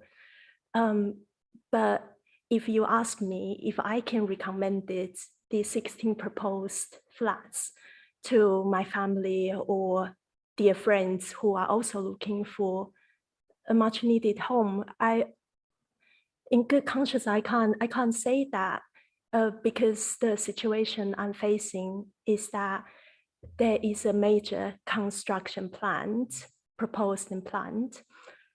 And as a rental tenant, you can give notice and move to another place. And I can't, and my neighbors who are also leaseholders, we can't be paying mortgage and all the service charge, insurance fee, ground rent, everything, and then rent another place. We just can't. And how about people who have babies and caring for the old and frail? And another major consideration is that anyone who is looking for a home hope that they at least have some say to what their home will look like and how it will be changed, but we don't. So our homes will be turned into a place that we really, really struggle to love. And so I believe that's not any person who is looking for a new home will consider a good home. And I appreciate that there are people who are in more desperate situation, but these aren't affordable housing either. So the proposal is not really addressing the housing requirements the council is trying to solve. And then considering, if you look at the supporting document, number 8, to us residents, the building, the proposed extension look like 2 completely different buildings stacked on top of one another, just with the same or similar windows. How can we love this place, and how can we not feel so emotional about our home being turned into such a strange Lego shaped of building? And then I really hope that thank you. Thank you very much for that. The second objector is Alkesh Chabda. That you hear again, you'll be reminded when you've got a minute to go. Please go ahead. Councillors, I'd like you to stop and remind yourselves that you've been elected in your seats by the residents of Merton for numerous reasons, but as a minimum to ensure that the very residents are given reassurance that their livelihoods will remain or ideally bettered within their local community. Taking the example of Bennett's Courtyard and numerous other applications for airspace development in and around Merton Abbey Mills, it's clear there is overdevelopment taking place. There is also very little regard for the existing residents of Nonsuch House who will be most impacted by this development. The planning for the future policy was brought in to provide more good quality, attractive and affordable homes, particularly for young families, yet approving all the development sends a clear message to potential buyers that being a leaseholder means no rights, no control over what happens to your home. Buying a property with a leasehold has become even more unattractive and certainly not affordable. I myself am home-based, but the pandemic has caused a shift towards flexible working. Many of the residents of Nonsuch House are now frequently working from home with the option to permanently do so or attend the office occasionally going forward. I refer to point 715.2 of the agenda, ensuring dust and emissions are controlled, and point 771 states noise and disturbance should not negatively impact the current residents, but a major concern for all is that these conditions will be breached during the construction process, at which it will be too late to rectify. And also our balconies, which are an extension of our homes, will be unusable, resulting in a loss of privacy. The fact that we're all attending this meeting in person in the wonderful borough of Merton, and that the planning applicant is attending virtually, is a metaphor for how disconnected Regis Group are to the actual residents of Merton, and they're far more interested in their profits. This point about large corporations and profits is supported by Councillor D's comments during the last planning committee, whereby none of these applications actually provide affordable homes, but rather the developer pays a minute sum towards a contribution fund. These properties, and I reiterate this point, will go to people who are wealthy, who do not live in Merton and are not in a desperate need of a home. The viability report, which was mentioned, also concludes that this scheme cannot viably sustain any affordable housing provision. This application is a shameless way to manipulate a change in the law, which we were not privy to, and just to generate greater profits rather than provide affordable homes for people who desperately need them. And finally, 3 minutes. Are each and every one of you in this room, hand on heart, going to tell me that if a multi-billion-pound company applied to build a 2-story metal module on top of your home, that you would support that? No. So why should we be discriminated against as leaseholders? Thank you. Thank you very much for that. The agent now has up to 6 minutes, and that's John Murch. Are you there on Zoom? I am, thank you, Chair. Good evening, Council. Can you hear me? Yes, we can. Lovely. Good evening, councillors. My name is John Murch from Davies Murch, and I'm the agent for the application. Councillors will be aware of the important role that making better use of roof spaces across the borough will be playing in helping to deliver housing. Last month's meeting of this committee approved 2 very similar applications.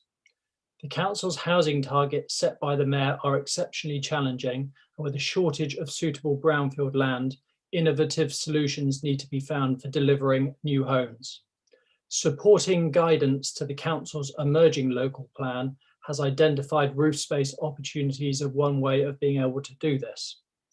We worked with officers from the outset on the design to provide a good quality scheme that is appropriate to the host building, whilst providing accommodation that fully accords with the relevant policies. The scheme has been refined a number of times to take account of officer comments. We have also tested the proposal from various locations around the site, which has shown there are a very limited number of places where it can be seen. The scheme meets or exceeds development standards in respect of daylight and overlooking. The council's viability assessor confirmed that the development can only afford a £97,000 contribution towards affordable housing, largely due to the high construction cost associated with this type of development. However, my client has proposed to increase this level of contribution to 160,000 in exchange for not having a viability review, which causes difficulties for obtaining funding for these types of complex development projects. This approach provides my client and their funders with certainty, whilst the council gets a significantly enhanced contribution towards affordable housing delivery. A fire safety report is submitted with the application, which demonstrates that the scheme is designed to meet the latest building regulations. I would also note that the scheme exceeds the on-site sustainability criteria set by the London Plan and is carbon neutral. A green roof is proposed that will provide a betterment for the site in respect of sustainable drainage. Section 106 obligations are proposed to prevent residents from obtaining on-street parking permits. The officer's report provides a very thorough assessment of the application and concludes that planning permission should be granted. I consider this to be a very well-designed scheme that will enable badly needed housing to be provided by making a more efficient use of this site. I respectfully request that members uphold the officer's recommendation and approve the application. Thank you very much. Thank you very much for that. Now we go back to Tim Lipscomb, the officer. If there's anything raised by the two objectors and the agent just then that you want to specifically come back on. No, there's nothing I'd like to come back on, Chair. Thank you. Excellent, thank you very much. We now move to just the councillors and questions. I'm seeing Councillor McGrath. Thank you, Chair.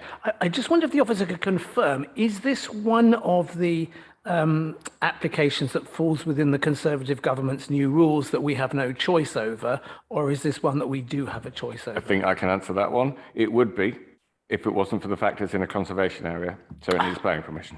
I'll just step in there, Chair, actually. This isn't in a conservation area. The application at Bennett's Courtyard was. So Merton Abbey Mills, which is in the conservation area, and parts of the Wandle are close by. This isn't part of that PD regime because it proposes 2 floors above, is my understanding. Whereas a single floor above can be part of that PD regime. Jonathan, I see, is there anything you'd like to add to that, or? Chair, if you want any of these points to be verified, we can do, but it may take a moment just to check with the piece of secondary legislation. Yes, I'd just like to know whether, I mean, in previous meetings, we've been told very clearly by officers that we don't have the ability to turn these things down because of the changes the Conservative government have made. And I'd like to know whether we can turn it down or whether we can't. Thank you. Well, okay. I'm sorry, I'm just going to come in for a second. I may have been mistaken in my reasons, but the recommendation is for planning permission, not for permitted development rights. So it is a full planning permission application. Jonathan, Tim, you still need to look up some information. Shall I take another question while you do that? Yes, please. Thank you, Chair. Do we have any further questions, Councillor Alan Breeters and then Southgate? Stephen first. Thank you again. I'll be short. It's I'm fully supportive of airspace in a borough that is infill and with very little space. I always have a concern for the construction tenure of these applications and have a feel for the leaseholders. So I was interested in Tim's point that there will be a carefully worded condition to safeguard residents and to make sure construction and the impact of construction is at a minimum. It's not to deny the application, but I would be pleased if Tim can talk about a carefully worded condition and what that implies. And we'll take Councillor Southgate before we go back to the officers on these two and the previous points. But Councillor Southgate, Peter. Yeah, just to make sure I got this right in my head. Are we saying if it does require full planning permission as it's adding 2 stories, if it were only adding 1 story, would that come within the scope of PD? That we will find out if the officers are ready, or maybe Tim. Yes. Councillor Yes, Chair. point. Sorry, my initial answer was a little bit off the cuff, and you can do up to 2 stories under the permitted development. I think the limiting factor here will be that the building in total cannot be over 30 metres in height. Bear with us though, because we are looking it up as we go. But the fact of the matter is that this is a planning application, and therefore we can assess it on the full gambit of issues that we would assess any planning application on. In terms of the permitted development rooftop extensions, those are still subject to an assessment on visual amenity and neighbouring amenity. So they're not automatic permitted development in the same way that a very small extension to a house would be. They still require assessment by the council. But to clarify, in this case, it is not an application for prior approval or permitted development. It is a full planning application, and therefore we can assess it against our development plan policies as usual. Thank you, Chair. Thank you. And the wording of the conditions on construction and minimising the, should this go ahead, the disruption caused by that? Thank you, Chair. If I could take members to the agenda and the recommendation and conditions, you'll see that at condition, and bear with me while I just find it. Okay, so the demolition and construction method statement, which is condition 14, you'll see there are a number of points which are included: parking of vehicles, site operatives, critically, measures to control the emission of noise and vibration during construction, measures to control the emission of dust and dirt during construction and demolition. These will be conditions that when they come to be discharged, we'll be sharing them with our colleagues in the Environmental Health Department to get a specific and expert view on this. We are also asking for a construction management plan, which will detail hours of working and how impacts on noise, dust and vibration, and also traffic will be dealt with. We also have conditions relating to the noise of equipment to be used, and a demolition and construction environmental management plan, which will deal with air quality. This is as far as we can reasonably control the development. As members will be aware, we cannot reasonably refuse an application based on the disturbance from the construction process, but the instruction is that we should look to mitigate it and minimise that impact wherever we can. And we consider that this raft of conditions would do that. Thank you, Chair. Okay, thank you very much. Still on questions, I'll go Councillors Draper and then McGrath. Councillor Draper, Nick. Cheers, thank you very much. It's actually asking about what Siobhan McDonough asked on page 68. There's significant concern amongst the current leaseholders that construction costs will be paid for by the residents' service charges, and that construction will delay the removal of the cladding into blocks. I don't think I actually picked up anything from the report to say that first of all, any cladding which needs to be removed will be removed beforehand, and second of all, that there will be no extra service charges caused by this construction costs. I'd also like to ask about, a little bit more about the SUD's proposals. Okay, thank you for that. We'll take Councillor McGrath and then go back to the officers. Maybe a similar point, may not. Thank you. I'm having a little bit of trouble in visualizing what it's going to look like with the extra floors on. Is there in the pictures, and I can't quite work it out from the ones in the pack, I wonder if there's one that officers could show us that might give us a better image of what it'll look like, because I was very struck by the comments from the objectors. Okay, thank you. Tim and possibly Jonathan to come back on those 2 or 3 points, because Nick had 2 really. Yes, thank you, Chair. In terms of the cladding on the existing building, that is a separate issue that can't necessarily affect the consideration of this application. This application is accompanied by a fire strategy, which demonstrates that issues of fire safety have been considered. The existing building isn't impacted by that, and it is a separate matter that has to be dealt with under separate legislation. So we couldn't reasonably refuse the application on the basis that the building below still has issues in terms of cladding. In terms of the service charges, I'm afraid that simply isn't a material planning consideration that we can put any weight to. I can appreciate the concern from residents, but it's simply something that the planning system has no control over. That is down to the owners and occupiers. It's a private civil matter between them as to how the service charges are worked out. In terms of views of the development, yes, I do have some more. I will just share my screen so that you can see those.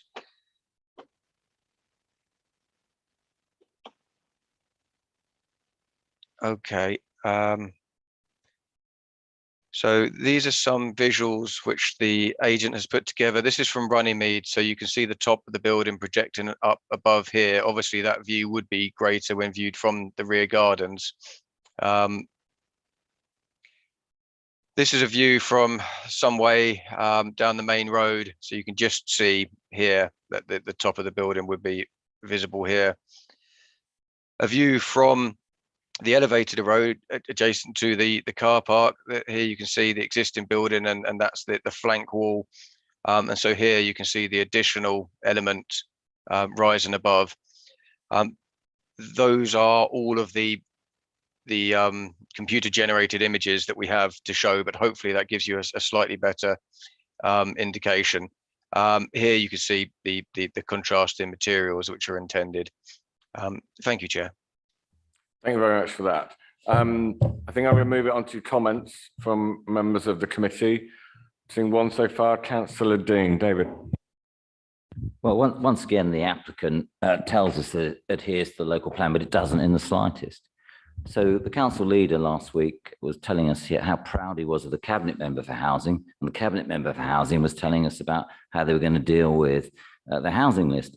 The reason we have a very long housing list in this borough is, as the cabinet member mentioned, overcrowding. And overcrowding comes from the fact that many people are living in 1 or 2 bedroom flats or small houses, and there are no 3-bedroom social homes available. And there has been tonight and last meeting no social homes being promoted. In fact, over my 15 years of being here, I would say over 90% of the proposals from developers who claim they read the local plans, which say 33% of homes should be 3-bedroom and above, 90% have been 1 or 2 bedrooms. And I would imagine that more than 90% have not been social. And as the objector said today, the reason they're not worried about parking permits is simply because the people who are going to buy these are not buying them because, as the applicant said, badly needed housing. They will be rented out to people who will not be able to park their cars if they own them. This is not badly needed housing. This is just about profit. This council should go back to this developer to say, our local plan, when you read it properly, asks for 1/3 of 3 bedrooms plus.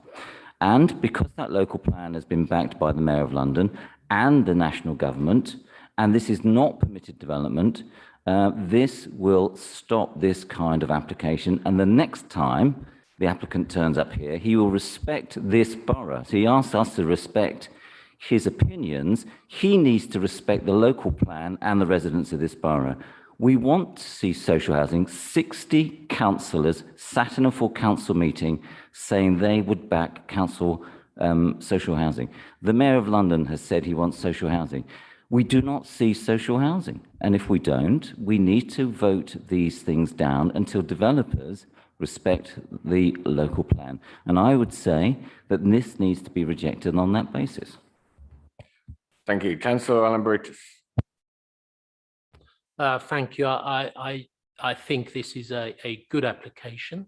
I think the agent has made the case again following the last meeting of this Planning Applications Committee. And if we approve the last 2 roof extensions, I think we should graciously approve this one. Councillor Dean once again forgets that if we need social housing, not in the hundreds, not in the thousands, but in the hundreds of thousands throughout this country, that is an issue for the government of the day, not for straddled local authorities. The agent has made the gracious offer of going from 97,000 to 160,000 pounds for the council to put towards social housing. We desperately need that money. These are 16 extra housing units. We should approve this. I've been reassured about the construction aspects and the mitigation of the impact on the tenants. This is a good application and we should approve it. Thank you.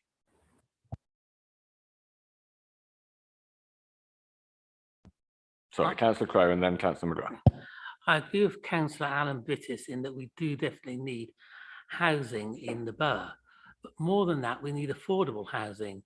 Now, I Googled Chapter Way flats for sale, and last week there was a 2-bedroom flat in Chapter Way on the 2nd floor on offer for 320,000. So in terms of affordable housing, what we're being offered here is a payment of half of a 2-bedroom flat. And I just don't think it's good enough, given that our target is 40%, maybe increasing to 50%. We've got to kind of stand by our policies, I believe. We want 40%.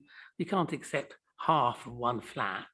So I would like to see us reject this on the basis of it not meeting our affordable housing policy. And then let's see what the applicant comes up with next time around. Thank you. Thank you very much. Councillor McGrath.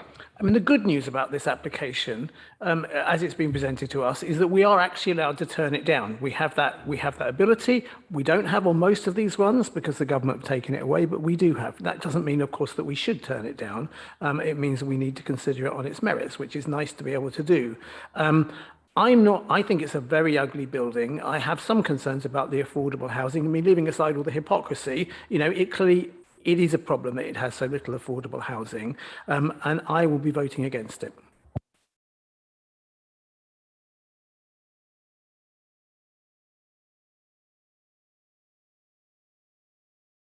Sorry, I didn't have my mic on.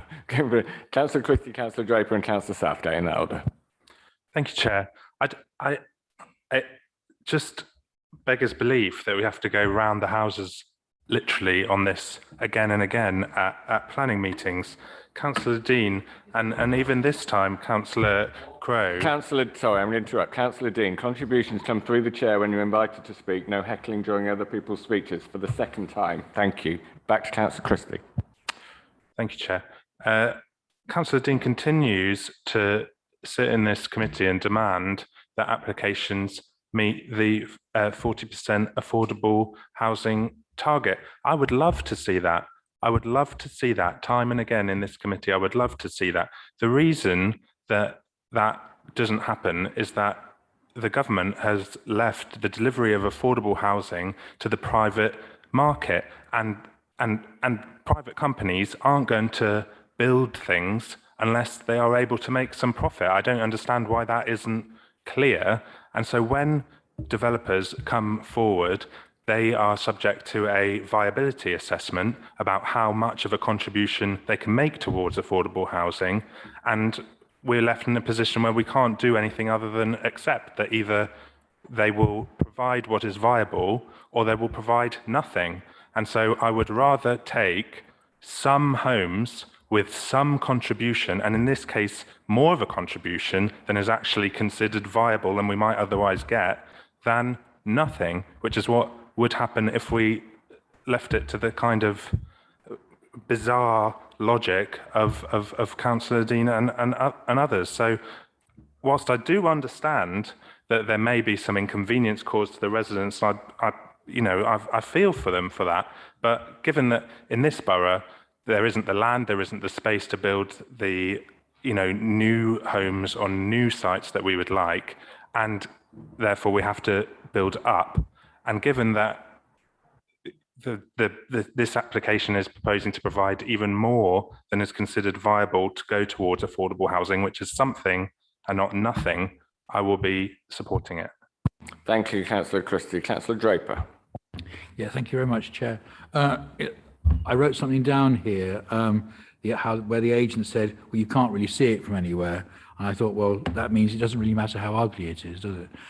It clearly isn't a very beautiful building, but we're not really talking about the building itself at the moment. We're talking about a kind of welcome to capitalism exercise. And seriously, what Siobhan said about the cladding, and for that matter, the service costs, is entirely right, actually. That we're we know what's going to happen. We're quite clear. But as Billy's just pointed out, if we don't approve it, and if the developer doesn't appeal and get it through an appeal, then the borough loses out that way too. I'm going to vote for this, but I'm not going to be terribly happy about doing so, I've got to say. Thank you very much. I will go through the order the speakers have already called, which is Councillor Southgate, then Councillor Butler, and then I will come back to you, Councillor Dean. Councillor Southgate. Yeah, so just looking through, we gave approval for this less than 20 years ago. And presumably we looked at it, and I may well have been one of the ones looking at it and decided it was proportionate and okay. So is it suddenly okay to increase its height by 33%? I think that makes it now very disproportionate. I mean, my objection, I utterly share the concerns about the lack of affordable housing, but then we know we've got a broken model for providing that. No, it's that it will now look out of place, top heavy, and you know, in design terms, no longer a functional, no longer a very attractive building, if it ever was. Thank you. Councillor Butler. Thank you, Chair. Councillor Christie has taken a lot of my points. This last application committee, I followed up Councillor Dean's points, was exactly the same issue as we see ourselves in here.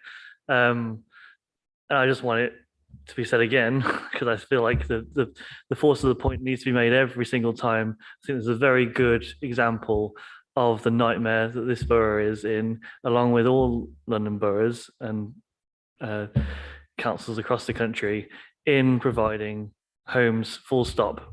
Homes, full stop.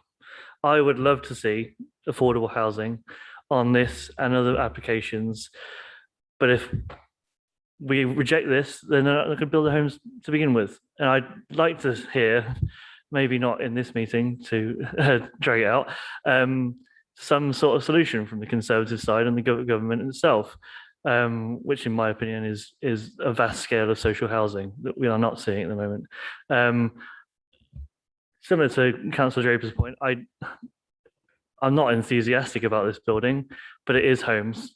I'm in a tight spot. I'm going to vote for it, but I'm not going to like doing it, but it's homes. Thank you, Chair. Thank you. Councillor Dean. I know people have mentioned your comments earlier, but I would encourage you as much as you can to stick to the actual application before us rather than wider housing policy. I understand that other councillors have done that, so I'll give you some leeway. So two things. First of all, I don't spend any time talking about other councillors as per training, but others do, and I suggest that they stick to planning law. And secondly, it's been completely forgotten. I mentioned about 3-bedroom properties. And thirdly, I would say that in past times when we've rejected applications, I can tell you every single time they come back and they do as the borough requires. And the local plan, which all of us are signed off for, we mustn't sign off for a local plan if we actually don't mean it. And we've said 3-bedroom places. If we reject these things, I promise you they come back with 3-bedroom places. They are as necessary as anything else. So I reject all this stuff about it's the government. And lastly, I'd say the government is putting in multi-billion pounds of monies. It's about time Merton bid for some of that and built something rather than blame others. My issue here is this does not do anything to do with our local plan. And I think people should go back. It's only 814 pages. If councillors can't be bothered to read it, then don't sit on this planning committee and tell me that the laws are the other way around. Okay, not seeing any other comments. I'm going to move it to the vote on this one. The vote firstly will be on the Chair, officer's recommendation, which is to grant permission subject to the conditions and the section 106 agreement. Can I see all those in favour of the officer's recommendation? 1, 2, 3, 4, 5. All those against? 4, and 1 not voting makes the 10. So by just the 5 to 4 with 1 not voting, that application is passed. Which is number 7 on the agenda now. Thank you very much for attending in person. Sorry, it obviously didn't go the way you wanted that one in particular. We have 2 others in attendance who aren't members of the committee who are waiting, I know both of them, for item 9. So I'm going to move to that one next. And then at least, I know we have people waiting on Zoom for later applications, but at least they can have a cup of coffee or do what they want to do at home. But so we'll move on to number 9, which is 67 Clarendon Road, Colliers Wood, and which officer is going to be presenting on this one? I'm very sorry to interrupt. There was one further point of clarification we wanted to come back on in relation to the previous case as to why it's not a permitted development scheme, as Jonathan's just been researching that in the background. Apologies to interject. Well, we have made our decision now. I'm going to say I don't think it would have materially affected our vote on that. As long as we think we're safe legally on that, I think we can carry on with moving on to agenda item 9. Chair, I would, if we're not taking it, I would be grateful if officers could write to me explaining what the situation was. Or perhaps they could write to the whole committee. It sounds like we'd all like to know. After the meeting, let's have the officer write to the whole committee on that. But yes, we will move on to agenda 9, 67 Clarendon Road. Thank you, Chair.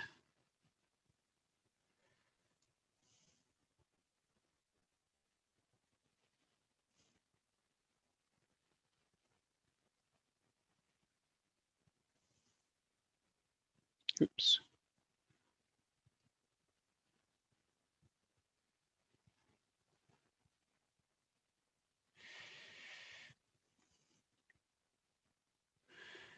Chair, members, this application is for a new surgery and premises for Merton Vision, which is a charitable organisation that provides support for the visually impaired. If I can first direct members to the modifications sheet, you'll see on that there are a number, or the council has received a number of further representations. Unfortunately, when we circulated the supplementary agenda this afternoon, I hadn't received notification of a letter that had gone via our director from the local MP, Siobhan McDonough. But I can confirm that the letter from the local MP lends their support to the proposals. If I can take you now to the proposals, this is the site, which is fairly close to the centre of Colliers Wood, and the buildings at the moment, the use at the moment occupies former school buildings on the site. You'll see from the officer's report that the buildings are described as having an arts and crafts quality to them, very much sort of typical of school or educational buildings built in London in the early part of the last century. The proposals, if I can take you to the images that we have. So here we have the existing building on the site. You'll see around the site a number of trees, which you may have glimpsed as I went through the photographs. And the proposals are to demolish all the existing buildings on the site and remove the trees, and to erect a new building comprising a medical centre and new premises for Merton Vision, which, as I've said, is a charity for the visually impaired. The proposals, if I can just take you through the images on the screen. We have buildings primarily on 2 floors. We have images here of the existing buildings on the site. And here we have the new buildings which are being proposed. So reflecting the pitched roofs and gable ends. If I can just take you through to some of the other images, seeking to reinstate trees around the edge of the site. You'll see from the officer's report that the current scheme is similar to the second scheme presented to the council's design review panel and secured an amber score. Notwithstanding that, the council's urban design officer is broadly supportive of the approach to design, and officers conclude that this would be a satisfactory design solution for the site. You'll see that the application has been the subject of quite a significant number of objections.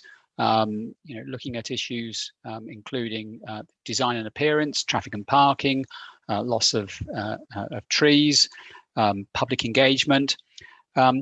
Nevertheless, the council's planning officers during the course of discussions on this scheme have sought amendments, in particular with regards to the traffic and parking measures around the site. And you'll see from the officer's report that there is a parking strategy which the traffic officer considers should be secured, and that will entail changes to parking restrictions locally. And what officers from both the development control team and the transport team have tried to work towards is, I don't know if we can go back to some of the images. You'll see from this image of the site that we have arrangements to remove parking here, where we have the entrance to what will be a larger car park, or a largish car park at the back of the site, and then other areas where parking is to be retained, and then other areas where where the proposal is to introduce a mix of pay and display and resident parking. So we're trying to provide a flexible solution here. So restraining the amount of business parking which the applicants originally sought, and trying to balance that with limited disruption and impact on residents parking locally. The proposals are recommended for approval, subject to, as I've said, a number of detailed requirements for a Section 106 agreement and numerous conditions. Thank you. Thank you, Jonathan. Right, we have 5 speakers on this. I'll go through them in the order I have them on my list. So first 2 are both objectors, and the first one is Tatiana Penaloza. Are you there on Zoom? Yes, I'm here. Can you hear me? Yes, we can. Go ahead. Brilliant. Thank you very much for letting us speak. I speak on behalf of the Colliers Wood Residents Association subgroup, and we strongly object to this proposal. We have 5 main objections. Number 1, site accessibility. Number 2, the scale of the development. Number 3, traffic and parking. Number 4, site selection. And number 5, air and noise pollution. I will cover the first 2, and Tom, who will follow after me, will do topics 3 to 5. We raise these objections today as they contradict planning policies from at least 4 sources of strategic planning that apply to our area. These are, number 1, the NPPF, so the National Planning Policy Framework. Number 2, the London Plan. Number 3, the proposed new London Plan. And number 4, most importantly, the Merton local plan, in particular, the core planning strategy, Merton sites and policies plan, and specifically policy DMC1. Despite consultations done to date and feedback from residents in both 2018 and 2020, our view is that the points we are raising have not yet been addressed in full. It's worth raising that in the latest online consultation of June 2020, there was an overwhelming response from residents, where 214 people responded, and 76% of them, or 162 people, had one or more reasons for disagreement. Objection number 1, site accessibility. Policy DMC1, specifically section 3.8 on health, states redevelopment for health facilities should not result in inadequate provision or poor accessibility to healthcare for residents. Locations should be in accessible locations that are well served by public transport. The selected site does not follow this requirement. The transport statement states that Colliers Wood Tube Station is a short 2-minute walk. This is not correct. Based on Google Maps and our daily experience, the distance is a minimum 8-minute walk. Also, the transport statement concurs that the requirement of bus stops should be at maximum of 400 meters away from the facilities. However, the nearest bus stop is 450 meters from the site. So taking into consideration that patients would typically be frail, unwell, elderly, or parents with unwell babies, the accessibility of the proposed medical facility is unsuited to many. Objection number 2, scale of the development. Policy DMC1 states the size of the development proposed is in relation to its context. This point is also not met. The scale of the proposal shows overdevelopment of the site. The design is reported as 2 stories, but the southern elevation drawings clearly show opening roof windows in the pitch roofs facing Clarendon Road. These are indicative of a 3rd story, which is not shown on the plans. These are accentuated by the out-of-scale floor-to-ceiling heights of 3 meters or more. The massing and bulk of the building are inappropriate and out of scale with surrounding houses. The initial purpose for this development was to merge 2 surgeries, which currently have 2 to 3 doctors each. The proposed development has 17 consulting rooms plus 4 treatment rooms, so 21 rooms in total. We find this is no longer in relation to its context, given this is a quiet residential area with distinctive local character, as per the Merton Borough Character Study, in a closed-off network of streets with a high population of children and elderly who live here. I'm sorry, was that 1 minute ago or time? That was time, sorry, I'd missed the 1 minute. I'm sorry about that. If you have a very short amount to carry on with, Tatiana, I can give you that time and we'll take a little bit off Tom Biggs' time if the officers can do that. If you just want to finish that point you're on.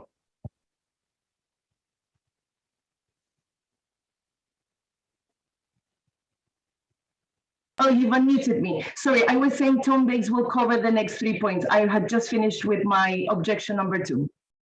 Great, thank you very much. Thank okay, you. Tom Biggs, are you there on Zoom? Hello. Hello. Oh, I can see Jonathan, but I can hear you. Yeah.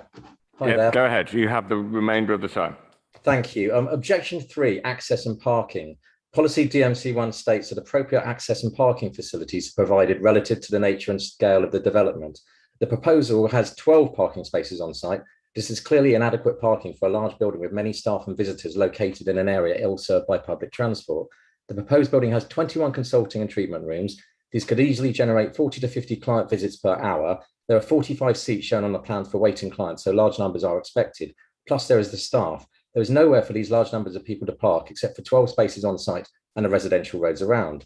5 bays, as you said, will become shared pay and display and residence spaces. Plus there are many other roads in Colliers Wood that share the same parking code, so any of them can also park near the surgery. The result is that residents at this location will be deprived of the parking spaces for which they pay. Specifically, the parking stress survey was inaccurate since it was undertaken on one Thursday in March 2020 before lockdown. It did not examine parking patterns after 5 p.m, when many more parking spaces are used by residents, and it incorporated absolutely no consultation with the residents. There is definitely not ample parking availability immediately surrounding the site, as it misleadingly states. Objection 4, site selection. We have observed major flaws in the process of site choice. Despite the long duration of this process, your planning application documents still refer to a site report conducted in January 2016, 5.5 years ago, report 7831, Design and Access V17, specifically section 2. If the fundamental driver in selecting the current location took place over 5 years ago, our position is that this is a major flaw in the planning process. Throughout this time and accelerated by COVID, many retail spaces have been vacated and can present better alternatives for the accessibility when compared to the proposed site. This raises a concern on a subjective and biased approach of local councillors to this project. The specific point has been highlighted by the Colliers Residents Association since 2018 and no action has been taken. Objection 5, environment, air and noise pollution. Policy DMC1 states that the uses do not have undue impact on the amenities of nearby residents. 1 minute remaining. Motorists coming to the medical centre would need to drive, wait and double park on the street. This would result in a significant degradation in air quality for local residents, along with an increased risk to safety and well-being of many young children. We are a local neighbourhood in which children walk safely to nursery and primary school nearby via quiet streets in line with the local walk into school policies prioritised in the Merton Air Quality Action Plan 2018, section 3.9. This good pocket of local air quality would be fundamentally compromised by the proposed development with the high volume of trips projected each day, highlighting once again its inappropriate location. These potential impacts can include, but are not limited to, air pollution, noise and vibration, light pollution, odours and fumes, as well as land contamination, see policy P89. For all 5 objections we have raised, which are based on a thorough review of planning policies that apply to our area, we strongly object to this application. And finally, if you look at the 6 DMC1 policies, which I'm sure you're all familiar with, and is at the end of the document we provided, of these 6 policies, 3 or 4 are not being met, whilst it states that they must all be met. And that is on top of the site selection issue I just stated. So how can you possibly justify this building? Thank you. Thank you very much for that. That was between them. Well, 3 minutes each there, 6 minutes from the objectors. We have the equal amount of time for the agents and those speaking in favour, which I believe is to be split first by Mark Robinson, who will take 4 minutes, and then, who I'm assuming is on Zoom, and then by Tom Searle in the chamber here will take the last 2 minutes, making up the same 6 minutes of time. So Mark Robinson, are you here? Yes, I am. Can I just, sorry, Chair. Actually. I think Tom Searle will go first and then the agent. We can do it in that way. So Tom will take 2 minutes and then we'll come to Mark Robinson for the final 4 minutes. So Tom here in the chamber, got your microphone on. Well done. Thank you. And off you go. All right. I'm speaking on behalf of the Colliers Community Association, and we would like to support this application. First of all, it provides us with a medical centre, which we've been campaigning for some 10 years. We've also been consulted on a number of occasions, and the developer has made changes regarding that consultation. So what we have at the present time is that we have a situation where families with buggies will be able to access the new build and they can't access what's available at the moment. We have a situation where people who have access facilities can't use the current medical situations we have in the high street because there are only one room on the ground floor, and this overcomes that. So it's a much needed thing. And as I say, the design has changed over a number of years. It was a 3-story building. It's been reduced. As far as I'm concerned, it's one looks at the Merton Vision. Merton Vision is a charity which does a wonderful job, and it really needs to be able to use a modern building rather than spend most of its time and most of its income on supporting a building which is over 100 years old, which is costing a lot of money for them to maintain and run. And they would much rather use their assets to deliver their service in a face-to-face to the community. And I think it's a win-win situation as far as I'm concerned, and as far as our members are concerned. Thank you, Tom. Now to Mark Robinson for the remainder of the time on behalf of the agent. Hello there. I'd just like to highlight the amount of effort and work that has been put in with regard to this application, the extensive engagement that's taken place on it. We've been involved in steering group meetings that involved the tenants, Merton Vision, the doctors, but equally the local residents, local councillors, the CCG and the developer and design team. And we've worked hard within that forum to address and look at the different aspects raised. This has involved open and robust discussions about the project and is also picked up on the input from various local authority parties, including urban design and the planning officers, in terms of reviewing that and analysing the site. The key thing with regard to, or we would like to highlight in terms of the design, is that it's been developed and refined so that it meets all the technical planning points that have been raised by the local authority and their statutory consultees. And as a result, that's reflected in the recommendation for approval. Touching on some of the key points raised by the people speaking against the proposal, in terms of the car parking, there have been two parking studies done, one during back as noted, and then equally one that covered the overnight parking site aspect as well as during the day. What was highlighted within that is that within the close walkable region, as defined by the Lambeth study, there were 70 spaces available or approximately 70 spaces available on both those occasions. And that was in the evening and then also in the following morning or over the day. That equates to only 65 spaces around the area being utilised. And those spaces were evenly spaced along the surrounding roads. We have also worked hard with regard to the design and the key criteria needed for a medical centre. I would highlight in terms of there is no third floor or a proposal for the third floor.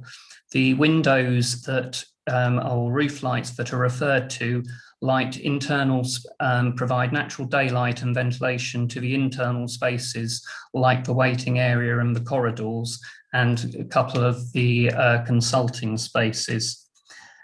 We have also worked hard in terms of the scale of it and have done a number of studies, and that has been recognised by the statutory consultees and the local authority planning advisors and the design review panel.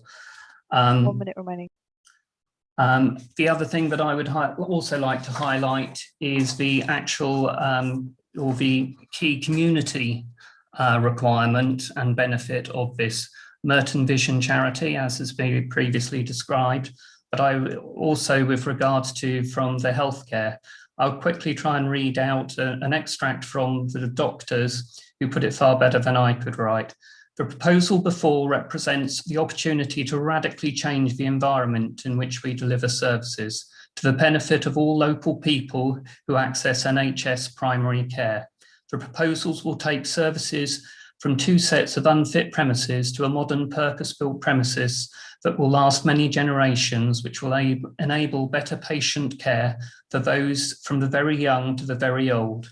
It will provide space for a better chronic disease management through group consultations and education, better disease prevention through the vaccine and cancer screening, and better health promotion and well-being services, especially sorry, for those we have come to the end of the time. If this really is your last one, it is your last sentence, just finish it, please. Yeah, and those who need it most. It will also assist GP training of GP registrars and help mitigate the current recruitment and retention crisis in general practice that's attracting more GPs.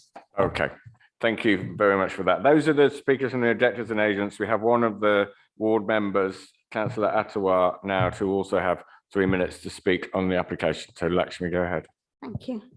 I'm speaking on behalf of myself and my ward colleague, Councillor Caroline Cooper-Marbia, in support of the planning application before you for the joint development for Merton Vision and the Medical Centre in Colliers Wood.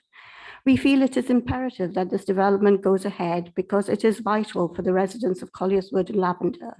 The current Colliers Wood and Lavender surgeries are not fit for purpose and are in desperate need of modernisation and therefore need to find other suitable premises. As for Merton Vision, a local charity, charming as the building is, it costs more in maintenance than Merton Vision can afford, preventing them from developing the services they offer to their users.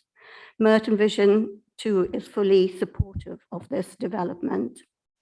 Colliers-Wood and Lavender's population is growing because of the intense development in the area and therefore desperately needs a modern medical centre to serve its growing demands. I have been on the steering group, which comprised of the developer, the clinical commissioning group on behalf of the NHS, and a representative from the Residents Association, all working together to ensure we got the right sort of development residents of Colliers-Wood and Lavender could be proud of. And we do believe we have achieved just that in this application. We have addressed many of the concerns raised by residents. It is not overbearing or bulky in its design. It is sympathetic to its surroundings and blends in well with the style of residential housing in the area. Its sensory garden will not only enhance the area, but will be there to be enjoyed by all the community, and in particular those with dementia for whom it is designed to help. Parking and transport were one of the major issues raised, which we have tried our best to address. There is limited parking on site. Anyway, I hope you will be able to, you will agree with us that this development will not only benefit Merton Vision and the community of Colliers-Wood and Lavender, but also addresses the vital need for the provision for a modern medical centre, which the residents of Colliers-Wood and Lavender are entitled to. We hope you will support this application and approve it. Thank you, Lakshmi, Councillor Ottawa. Right now, firstly, we go back to the officer. Is there anything raised in those four contributions that you would like to specifically come back on? Chair, I'll be brief because I think a lot of material has been covered, and I think the agent really covered off a number of the points which some of the speakers themselves raised. I'd just like to draw members' attention to page 243 of the agenda, which relates to the issue of accessibility of the site, where you'll see probably best part of a page of text from the officer quantifying distances from bus stops and the overall accessibility of the site, which members can interpret as they see fit. Thank you. Thank you very much. Okay, questions from members of the committee? Just Councillor Dean at this stage. Councillor Dean. So where are these, how far away are the other two surgeries? I mean, in particular, the Lavender one. What's the walking distance? I'm not sure we've got that. The Colliers-Wood surgery, I mean, I haven't declared a pecuniary interest. This is not pecuniary, but I'm a patient at Colliers-Wood surgery. So I know exactly where that one is. It's probably 500 metres walk to the tube station and another 500 metres up to where Merton Vision is, which is all on the way towards Lavender, where I have attended that surgery over there as well. And I'd assume it's a roughly similar distance. It might be a tiny bit further. Officers might be able to clarify. Chair, I'm terribly sorry, I don't have that information in the report, but the application before us is the one on which members are being invited to make a decision rather than distances for other surgeries. Councillor Drake. We've heard from councillors tonight about that development is ongoing. At the same time, we've heard tonight that the doctor said there isn't going to be a third floor. So can we make sure there's a condition which is legal that this cannot be developed? Because, you know, the concern that people would have tonight is that this is only just stage one. Once stage one is through, then a second development comes forward, which is much, much bigger. I very much doubt we can condition that. Any further developments on the site proposed would have to come back before this committee for a further planning application. Officers might want to comment on that, but first I'm going to go to a question from Councillor Ambritis. Stephen. Yes, can Jonathan talk us through the new vehicular access from Clarendon Road, which I think would be welcome.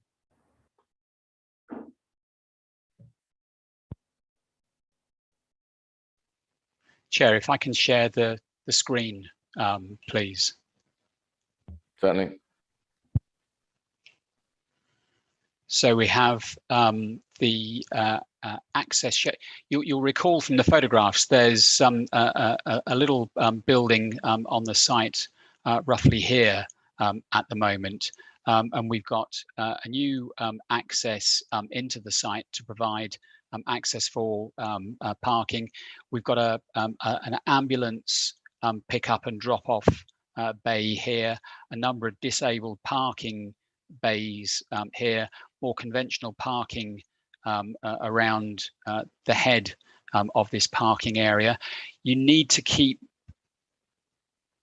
reasonable sight lines either side of that access, because if you're having larger vehicles, like I say larger vehicles, perhaps ambulances turning in, you wouldn't wish to have perhaps the occasional sort of opportunist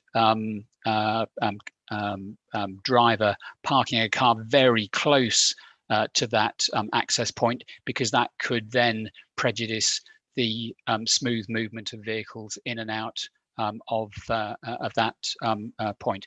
And then in contrast to that, you'll see that the access on Courtney Road would be closed up here. So it's really sort of switching access around from one side of the site to the other. But that's the rationale behind the various parking restriction measures which would be implemented.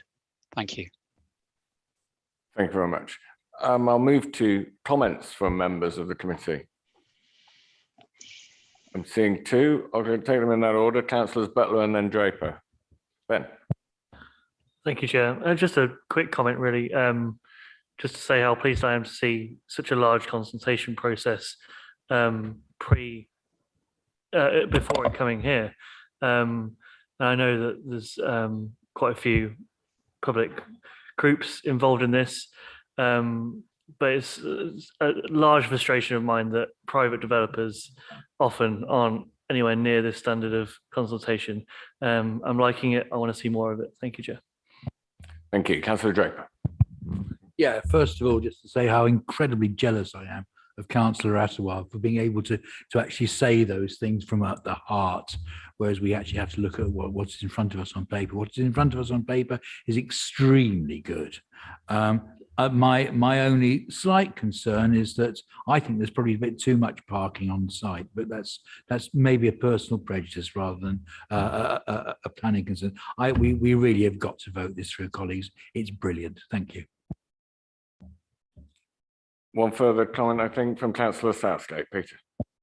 Yes, I do remember when the application for the Nelson Health Centre came forward, my then ward colleague proved conclusively that the parking was grossly inadequate. And in fact, you know, it works. So things adjust. I think the corner treatment is a bit fancy, bit dramatic, but I'm not going to let that stand in the way of getting a new health centre and a new home for Merton Vision that is fit for the 21st century. I know it is to be welcomed. Okay, thank you. I'm not seeing any further comments, so I'm going to move this to the vote. And the recommendation is grant planning permission subject to section 106 and any other enabling agreement and relevant conditions. Can I see all those in favour? 1, 2, 3, 4, 5, 6, 7, 8. All those against? And those not voting? 2. 8 for, none against, 2 non-voting. That is clearly passed. I should say this is in my ward, and I have Councillor Dean.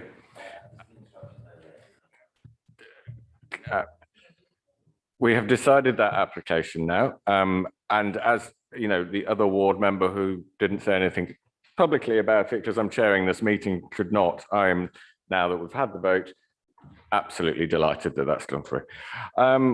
We move to item number 8, the All England Lawn Tennis Club, and Tim Bryson is the officer, I think, presenting this one. Yes, thank you, Chair.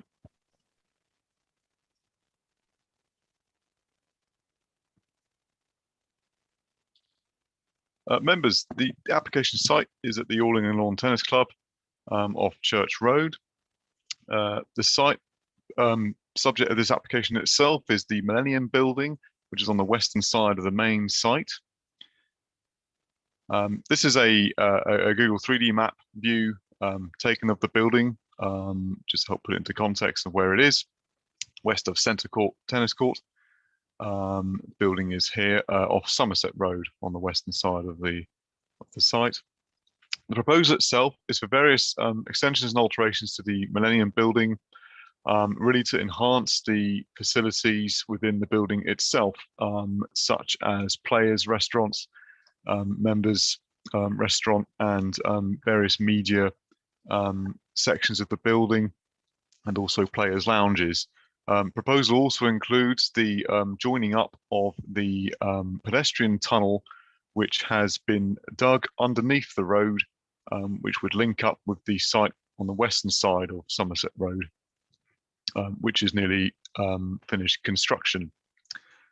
So looking through some of the floor plans, as I said, some construction work to link up that tunnel is proposed. The idea behind this is that the players would be dropped off at Somerset Road for induction at the tournament, and then they come under the road, under the tunnel, and into Millennium Building. At the moment, players would have had to gone across the road and then back across this road to this site in a car to be inducted in. The dark grey areas are the sort of alterations to the building. As I said, a players' restaurant up here. It's a multi-use building, largely for the intense tournament itself. One of the main aspects of the scheme is to extend the building upwards by a single story. That is to roughly 2/3 of the building itself, which is here. And then across the roof of the existing would become a outdoor players rooftop terrace. And also a plant room as well further up. So looking at the elevations, you might be able to just see dotted outline in red is the existing roof height of the existing building. This is looking from within the tennis club site itself. The roof extension proposed is designed to largely mimic the existing in terms of having a sweet curved, distinct curved roof form. So from the road itself, as I said, the eaves height you can see down here, and the gradual increase in roof height as the building goes back into the site, only to 2/3 of the building. This part of the building, the roof stays the same, just with the roof terrace for the players there. The natural green walls would be reintegrated within this scheme, and I do have some visual aids to assist with this. So here's some site photographs of the existing situation on Somerset Road, Millennium Building on the left, and here as well. And this is further down. This is the section of roof which isn't going to be extended upwards, but would have the players' roof garden on top. Here are the 3D visual aids submitted with the application by the applicants. This is existing and then proposed. So as I said, the green walls reintegrated into the scheme and the roof extension sweeping back, trying to keep that existing design. And again, at the bottom, existing and then proposed. So this roof stays the same height. And then the players' garden area is set further back. And here is another 3D drawing, just showing you the players' garden area here, and then this is the roof extensions here. Members, so overall, the application is considered to be a high quality design to the Millennium Building, reintegrating green wall features as per the existing structure, and overall officers satisfied the application is suitable for this building. Recommend permission be granted. Thank you.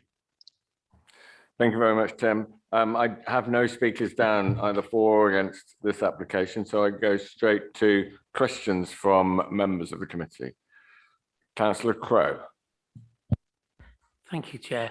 Some residents in Newstead Way are concerned about loss of light or alleged loss of light. And I was just wondering if Mr. Bryson could tell us the separation distance from houses in Newstead Way and the new parts of the All England Club that have been built. So what is that distance and how does that affect light? If you could comment on that, please. Thank you. Thank you.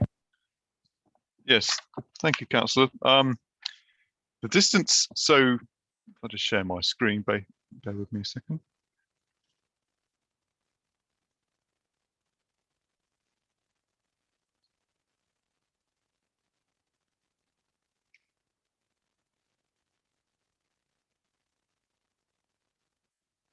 Chair, the distance from the proposal to the, as measured on plan, to the eastern boundary of number 1 Newstead Way, which is the end terrace here, which is the closest property to it, would be 19 metres. So that is roughly the measurement on plan was taken from about here to here. So that is the distance of the closest neighbouring garden to the site. And in terms of loss of light, the applicants have done a daylight and sunlight report study submit with the application. It does confirm the impact on daylight and sunlight to the gardens and rear-facing windows remain compliance with the BRE guidelines. It should be noted that the building itself is largely to the east of these residents here, so it acknowledges there's some impact on very early morning sun rising. However, for the majority of the day, sunlight is uninterrupted to these gardens and rear windows. Thank you, Chair. Thank you very much for that. Any further questions from members of the committee? One there, Councillor Allen. Very quick one of Tim. How long has the club been in Church Road? How many years? Chair, I don't have that off the top of my head, I'm afraid, as an answer. I'm sorry. About over 120 years, I think. Okay. No further questions, so we'll go to comments. It is, of course, true that the All England Tennis Club have been there for many, many years. Any other comments on the application? Okay, we're going to move this to the vote. The recommendation is to grant planning permission subject to conditions in section 106 agreement. All those in favour? 1, 2, 3, 4, 5, 6, 7, 8, 9, and my non-vote is all 10. So that's as unanimous as we get on this committee. Thank you. That's number 8 done, and we are past 10:30 in the evening. We have 4 further items on the agenda. I don't want to put this to a vote or anything. Can I get a general indication from members whether they would like to wind up at 10:30 or try and get at least one more of these done? We'll go. All right, I'm going to, of the 4 that are left, I'm going to go with number 10 next because we have 4 speakers, both for and against it. So, and obviously many of those will have been sitting on Zoom for over 3 hours now. So we will get to you. So number 10 is 8 Clement Road, Wimbledon. And the officer, I don't know which officer it is going to present on this one, but please go ahead. It's me, Chair, again. Thank you, Tim.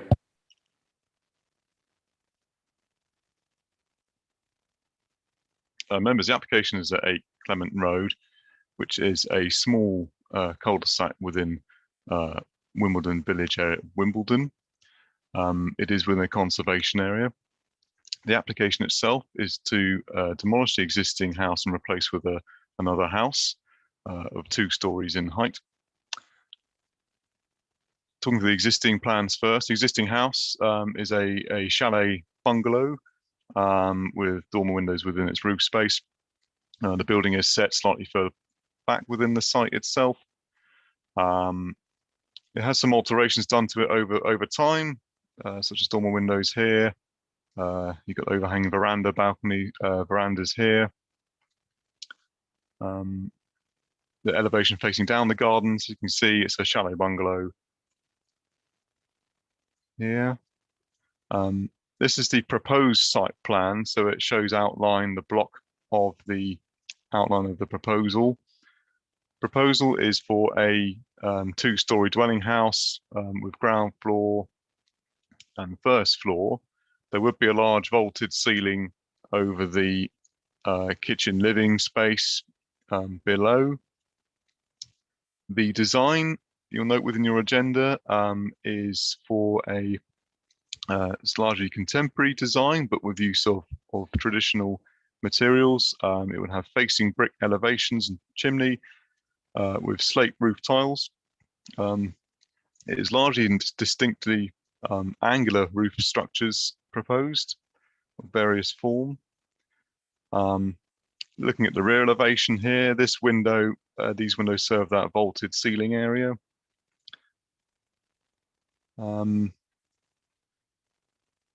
So here's a useful section drawing just showing that there. You note in the background, neighbouring property to the west is a larger 2.5-story property. Existing site plan showing it further out, and then proposed. So it does bring the property further away from the rear boundary wall, largely staying within its reasonable existing footprint. Comes a bit further forward, but in terms of the spacing, it's considered to have good spacing to all its boundaries. The applicant submitted some 3D visuals to assist in the assessment. So here is the proposal here at the end of the road. Bit closer up, so you notice to be a facing brickwork scheme with slate roof. Some site pictures, existing garden, looking at the back of the building. So there's a similar building next door in terms of clay tile roof structure with front-facing dormers. Behind it is a larger dwelling of 2.5 stories.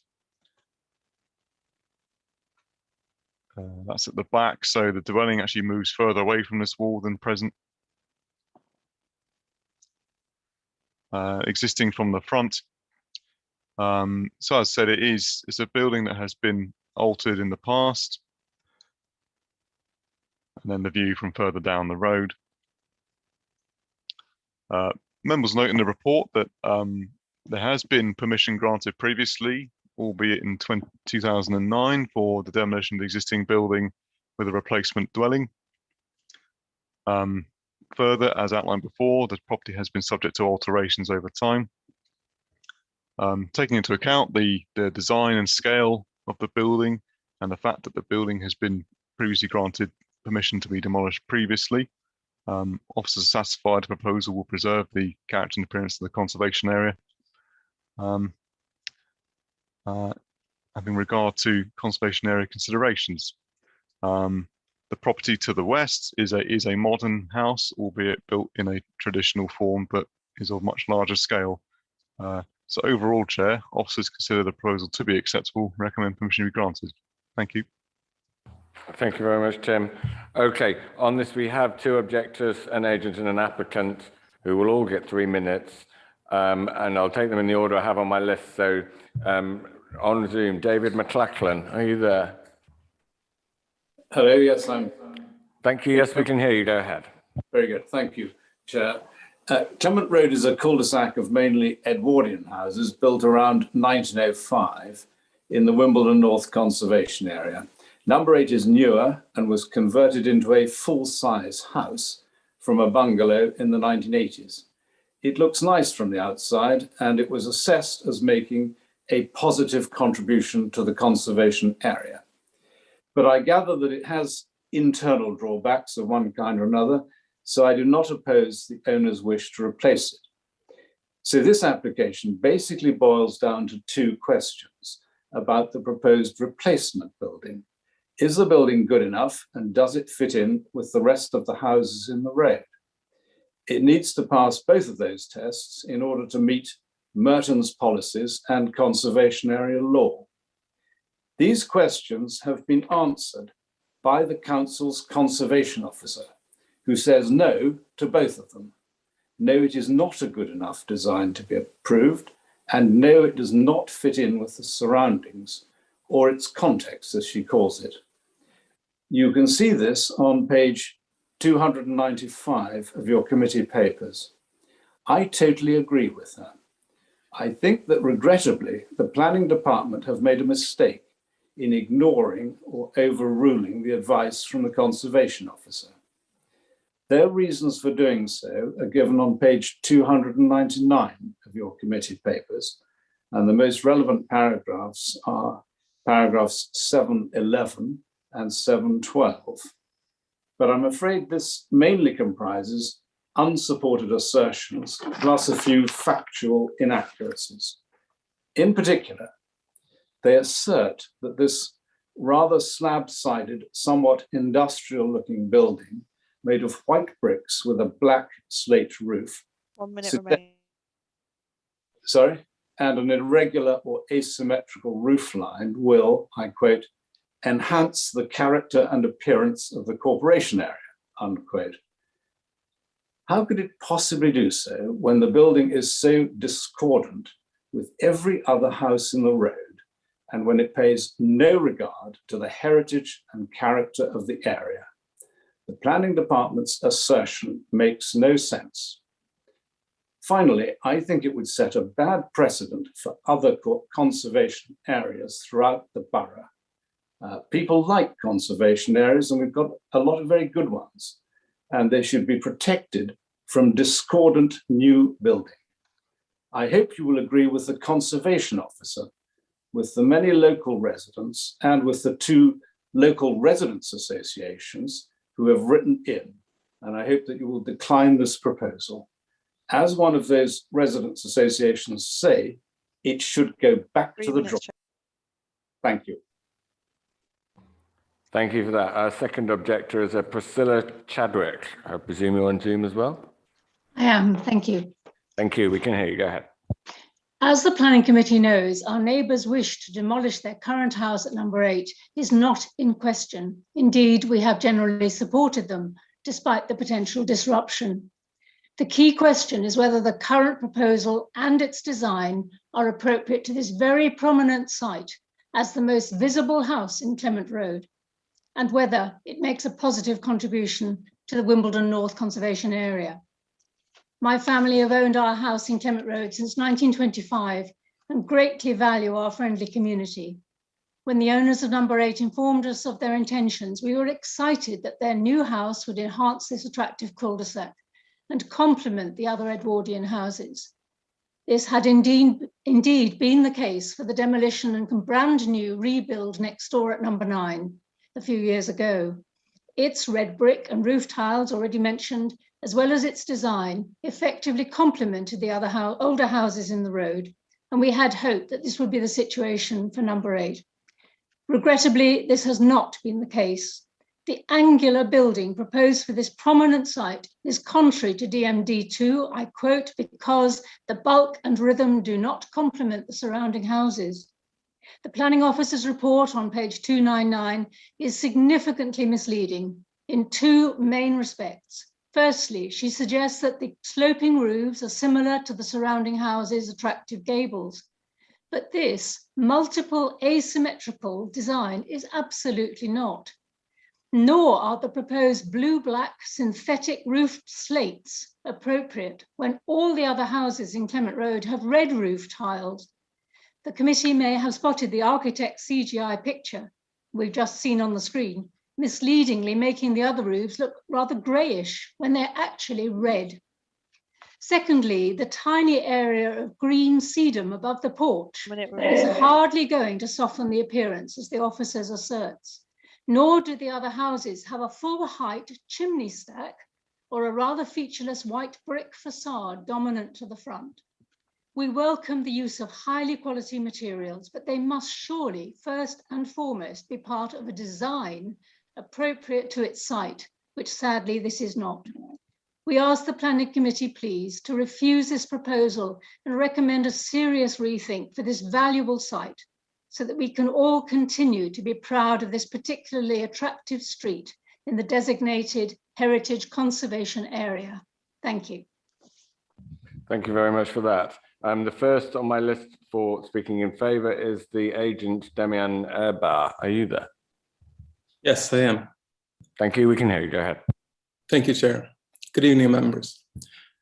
My name is Damian Erbar from Aromatis Architects. Tonight, I'd like to address two key points for your consideration in response to objections raised by the neighbors. First, we would like to address concerns raised regarding the replacement of the existing dwelling with a new contemporary design. We do acknowledge that the conservation area appraisal identifies all buildings on Clement Road as providing a positive contribution. However, as noted in the report, number 8 Clement Road is substantially different to its neighbors. The existing building's current appearance is a result of a number of alterations since the 1980s. The converted bungalow has a compromised floor-to-ceiling height of only 2.3 meters at first floor level. It has white plastic windows, exposed soil pipes, and a poor relationship to the garden.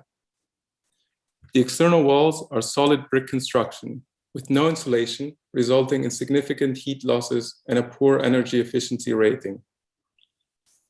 The principle for demolition and replacement with a larger dwelling has been reviewed by the council and granted support as part of a pre-planning application in December of last year and continues to be supported by officers today.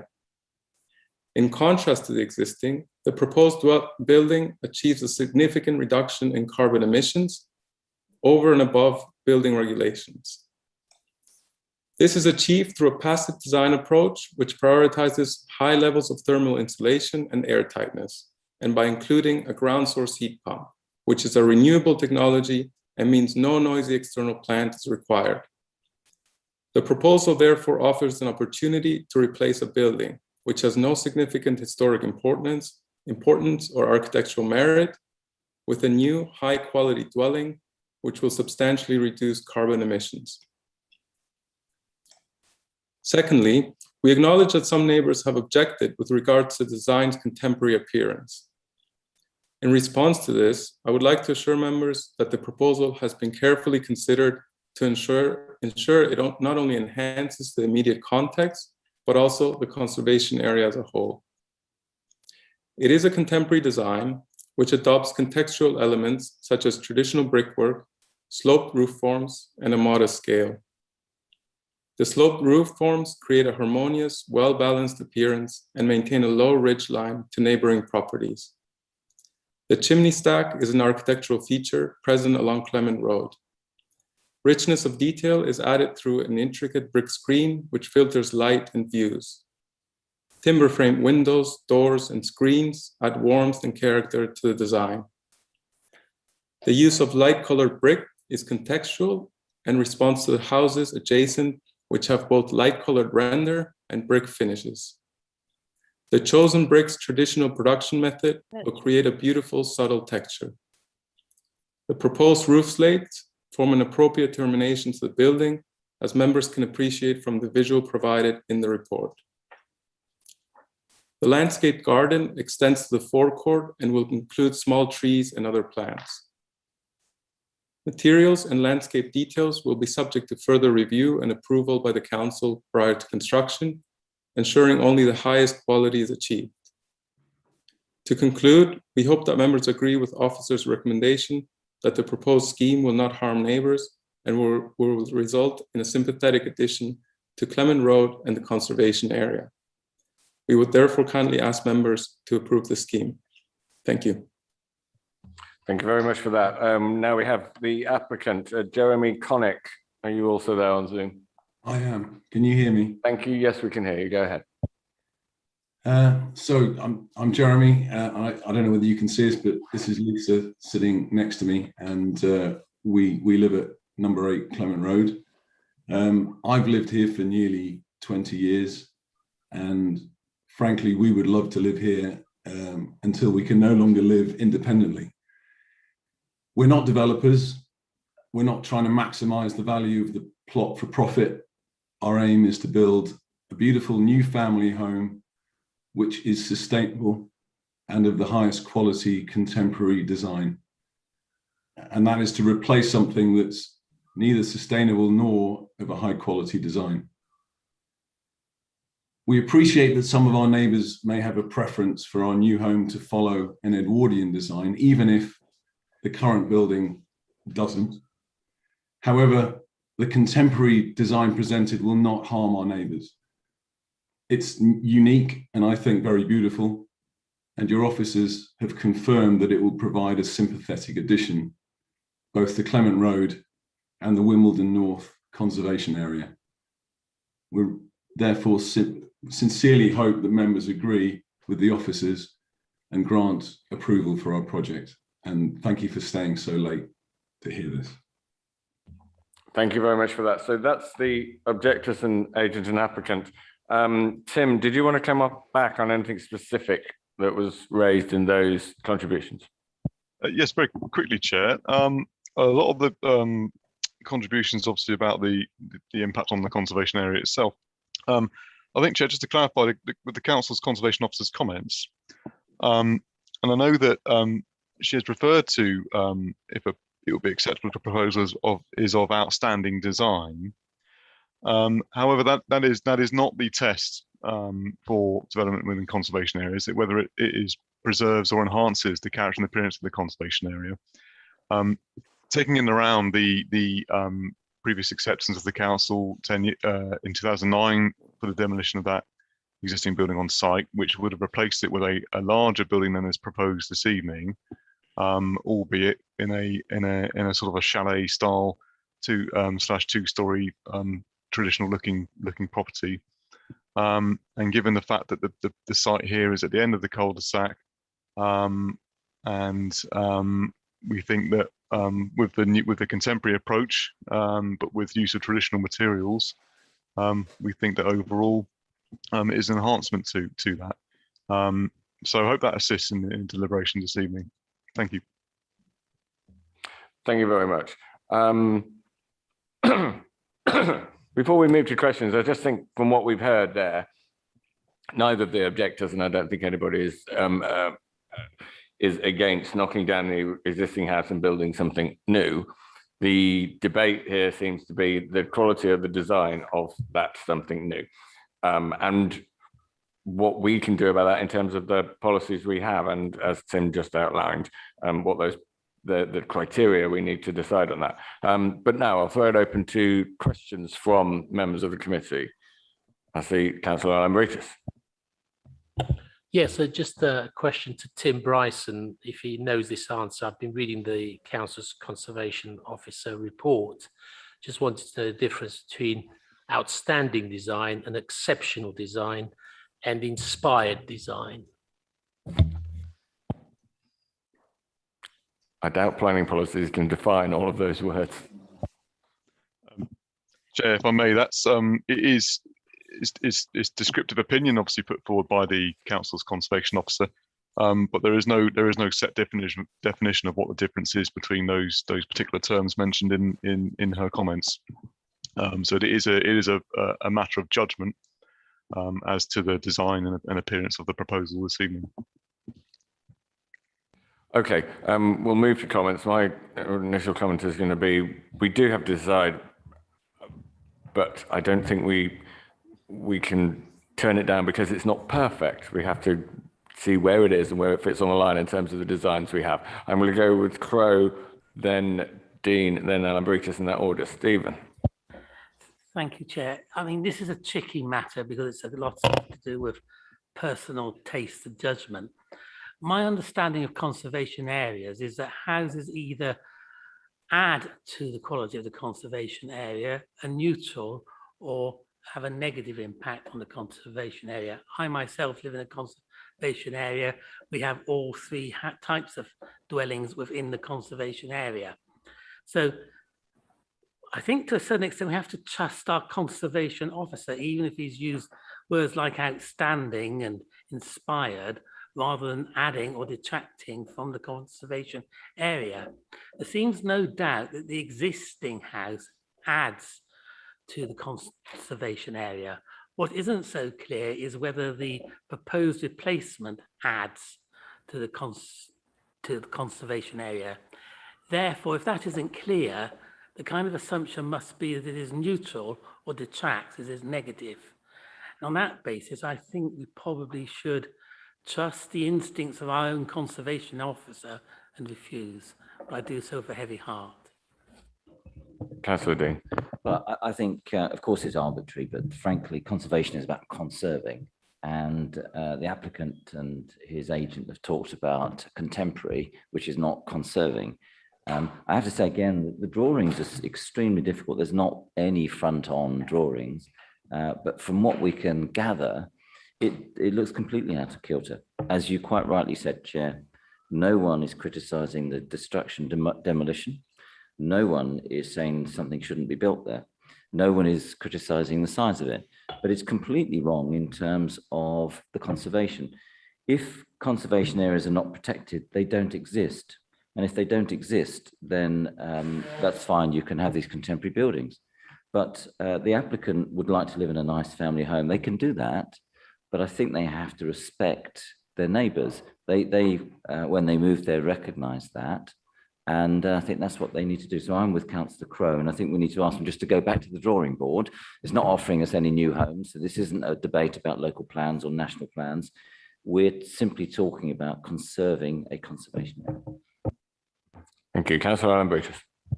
Thank you. I'm always disappointed when I hear people say that I have no objections to this happening, but, well, the but is a big but. If you look at page 299, 7.9, it clearly states there that dwellings within Clement Road are varied in heights and so on. So we've seen a couple there who've stayed behind. They're committed to the area, they're committed to the house. They're not seeking to do it up and sell up. I do believe that we should veer towards approving this application because to try and get to an inspired, excellent, superb design is not for us to sit here and decide. Our officers have approved and are happy. Sadly, our conservation officer seems to think that this couple can't deliver because she quite clearly states in her report that I don't think they can. Well, it's not for her to say whether they can deliver or not. I think it's perfectly fine. It's an addition to the place, and we should approve, especially on the suggestion also, or the contribution also of the architects, which I found very inspiring. Thank you.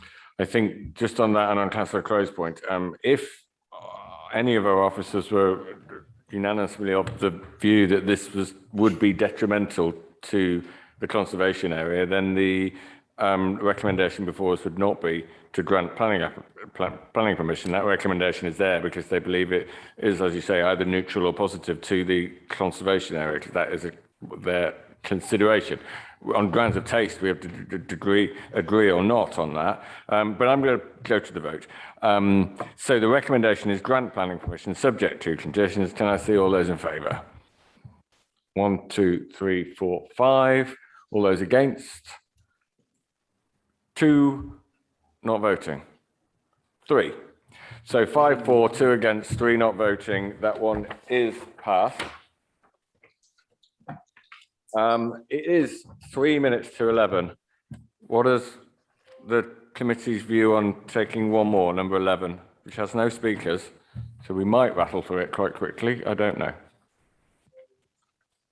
Chair, can I suggest that item 12 because we had 2 people on Zoom waiting. Yes, I understand that, but because there are 3 speakers for that one and it's more detailed, I think trying to do that one might take us all the way to something like 11:30, which okay. I think for our officers and staff and members, yes, I think it will take us a long time, and I think we may be better at deferring that one. And I have to apologise particularly to Councillor Fairclough for keeping him on a Zoom council meeting all night for no, it would seem, no great effect. Take the fire station, because that was the fire station has no speakers, and the Coombe Lane in Rains Park has no speakers. I don't know how contentious they're going to be, but we could. But the fire station was deferred. It was deferred last time. Let's move to that one. Chair, can I stand Councillor Fairclough down? We will not get to item 12. Yes, everyone. So anyone on Zoom, that would be Angela Adderley, Ann Dawson, and Councillor Fairclough. I apologise, we will not get to item 12 this meeting, so it will be deferred to the meeting, which I can't remember the exact date. 18th of August, 19th of August. Yes. Okay, so we'll move to number 14, the former fire station, Lower Green West. That's Jonathan Lewis. Thank you, Chair.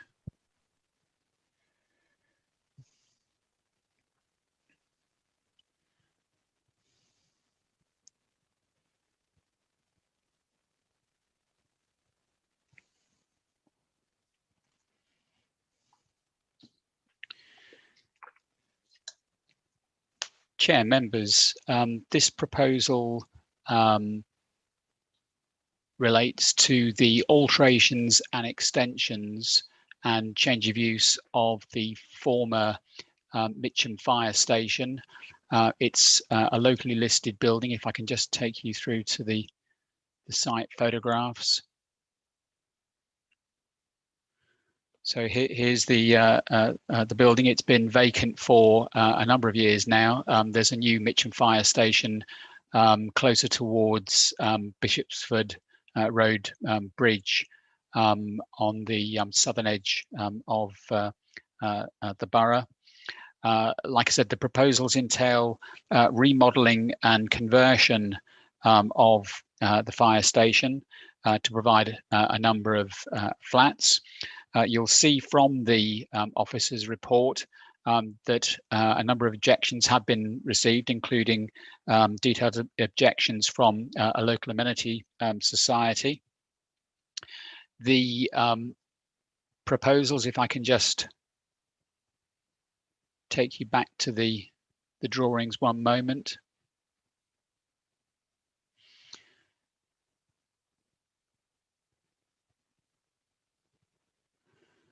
So we have the footprint of the existing fire station. That would be enlarged with extensions primarily to the rear, with a new block here alongside, I suppose you might call it the back of Vestry Hall. The ground floor, which used to be the main area for housing the small fire appliances, would be converted into flats, and the treatment of this area has been the subject of extensive discussions between officers and the applicants to ensure that the character and form of the locally listed building is maintained in this instance. The little flats, the flats have got little terraces dotted around the site, which meet the adopted London Plan and local plan standards. And it's worth bearing in mind as well that the proposals do sit comfortably within an area of publicly accessible green open space. It literally is, right outside the building. The proposals, as you can see, would mark quite a change on the side elevation of the building. Again, quite a substantial extension being proposed. What you see here is the form of the block which occupies the site of the former Cricketers Public House, whereas this elevation here would face towards the flank wall of Vestry Hall. Again, you can see from the photographs, we've got the modern buildings here, which the flank wall of part of this building would face towards. Again, some more photographs of the new buildings. The drawings which we've received show obscured glazing on windows facing towards the existing, also the new flats here, so as to overcome concerns about overlooking. This elevation here is taken up a number of floors as part of the extension to the locally listed building. But again, that's looking out onto space which wouldn't be developed. It's part of a servicing area for the rebuilt cricketers site. So again, where I'm tracing the hand, you'd see extensions in here. So in a sense, they would mask part of that elevation of Vestry Hall. So we have to exercise a degree of judgment here as to whether or not what's being proposed would be materially harmful to the character and appearance of the conservation area, or because of the quality of the proposed buildings, would have a neutral impact on the conservation area by introducing new and acceptably designed new buildings. Some further views of the site. Again, this area to be remodeled with part of that quite large extension, which would go in roughly where the hand is moving on the site. So the proposals have opportunities to improve the forecourt. The forecourt to the building is primarily owned by Merton Council. So there's a little bit of a forecourt immediately in front of the fire station doors, which would be a textured surface with bollards in it to stop the public walking right up close to the windows of the ground floor flat. And the applicant is amenable to entering into an undertaking to provide for the resurfacing of the front of this building and the remodeling of the space at the side of the building. That would enlarge a little bit of the green space, which forms part of the green in this part of Mitcham, and would improve the appearance of the setting of the locally listed building at no cost to the council. Ultimately, a lot of what's being proposed requires a degree of judgment to be exercised in terms of the impact on the conservation area. Officers are pleased with the results of negotiation on this particular development. It provides a compact approach to the reuse of the locally listed building, delivers new and welcomed dwellings, and is recommended for approval subject to a legal undertaking and conditions. Thank you. Thank you, Jonathan. We have no speakers on this one, so I'm going to move immediately to questions from members of the committee. So are any? Councillor D. So from the front elevation, do we see any of the extension? Jonathan? Chair, if I can just share the screen with members again.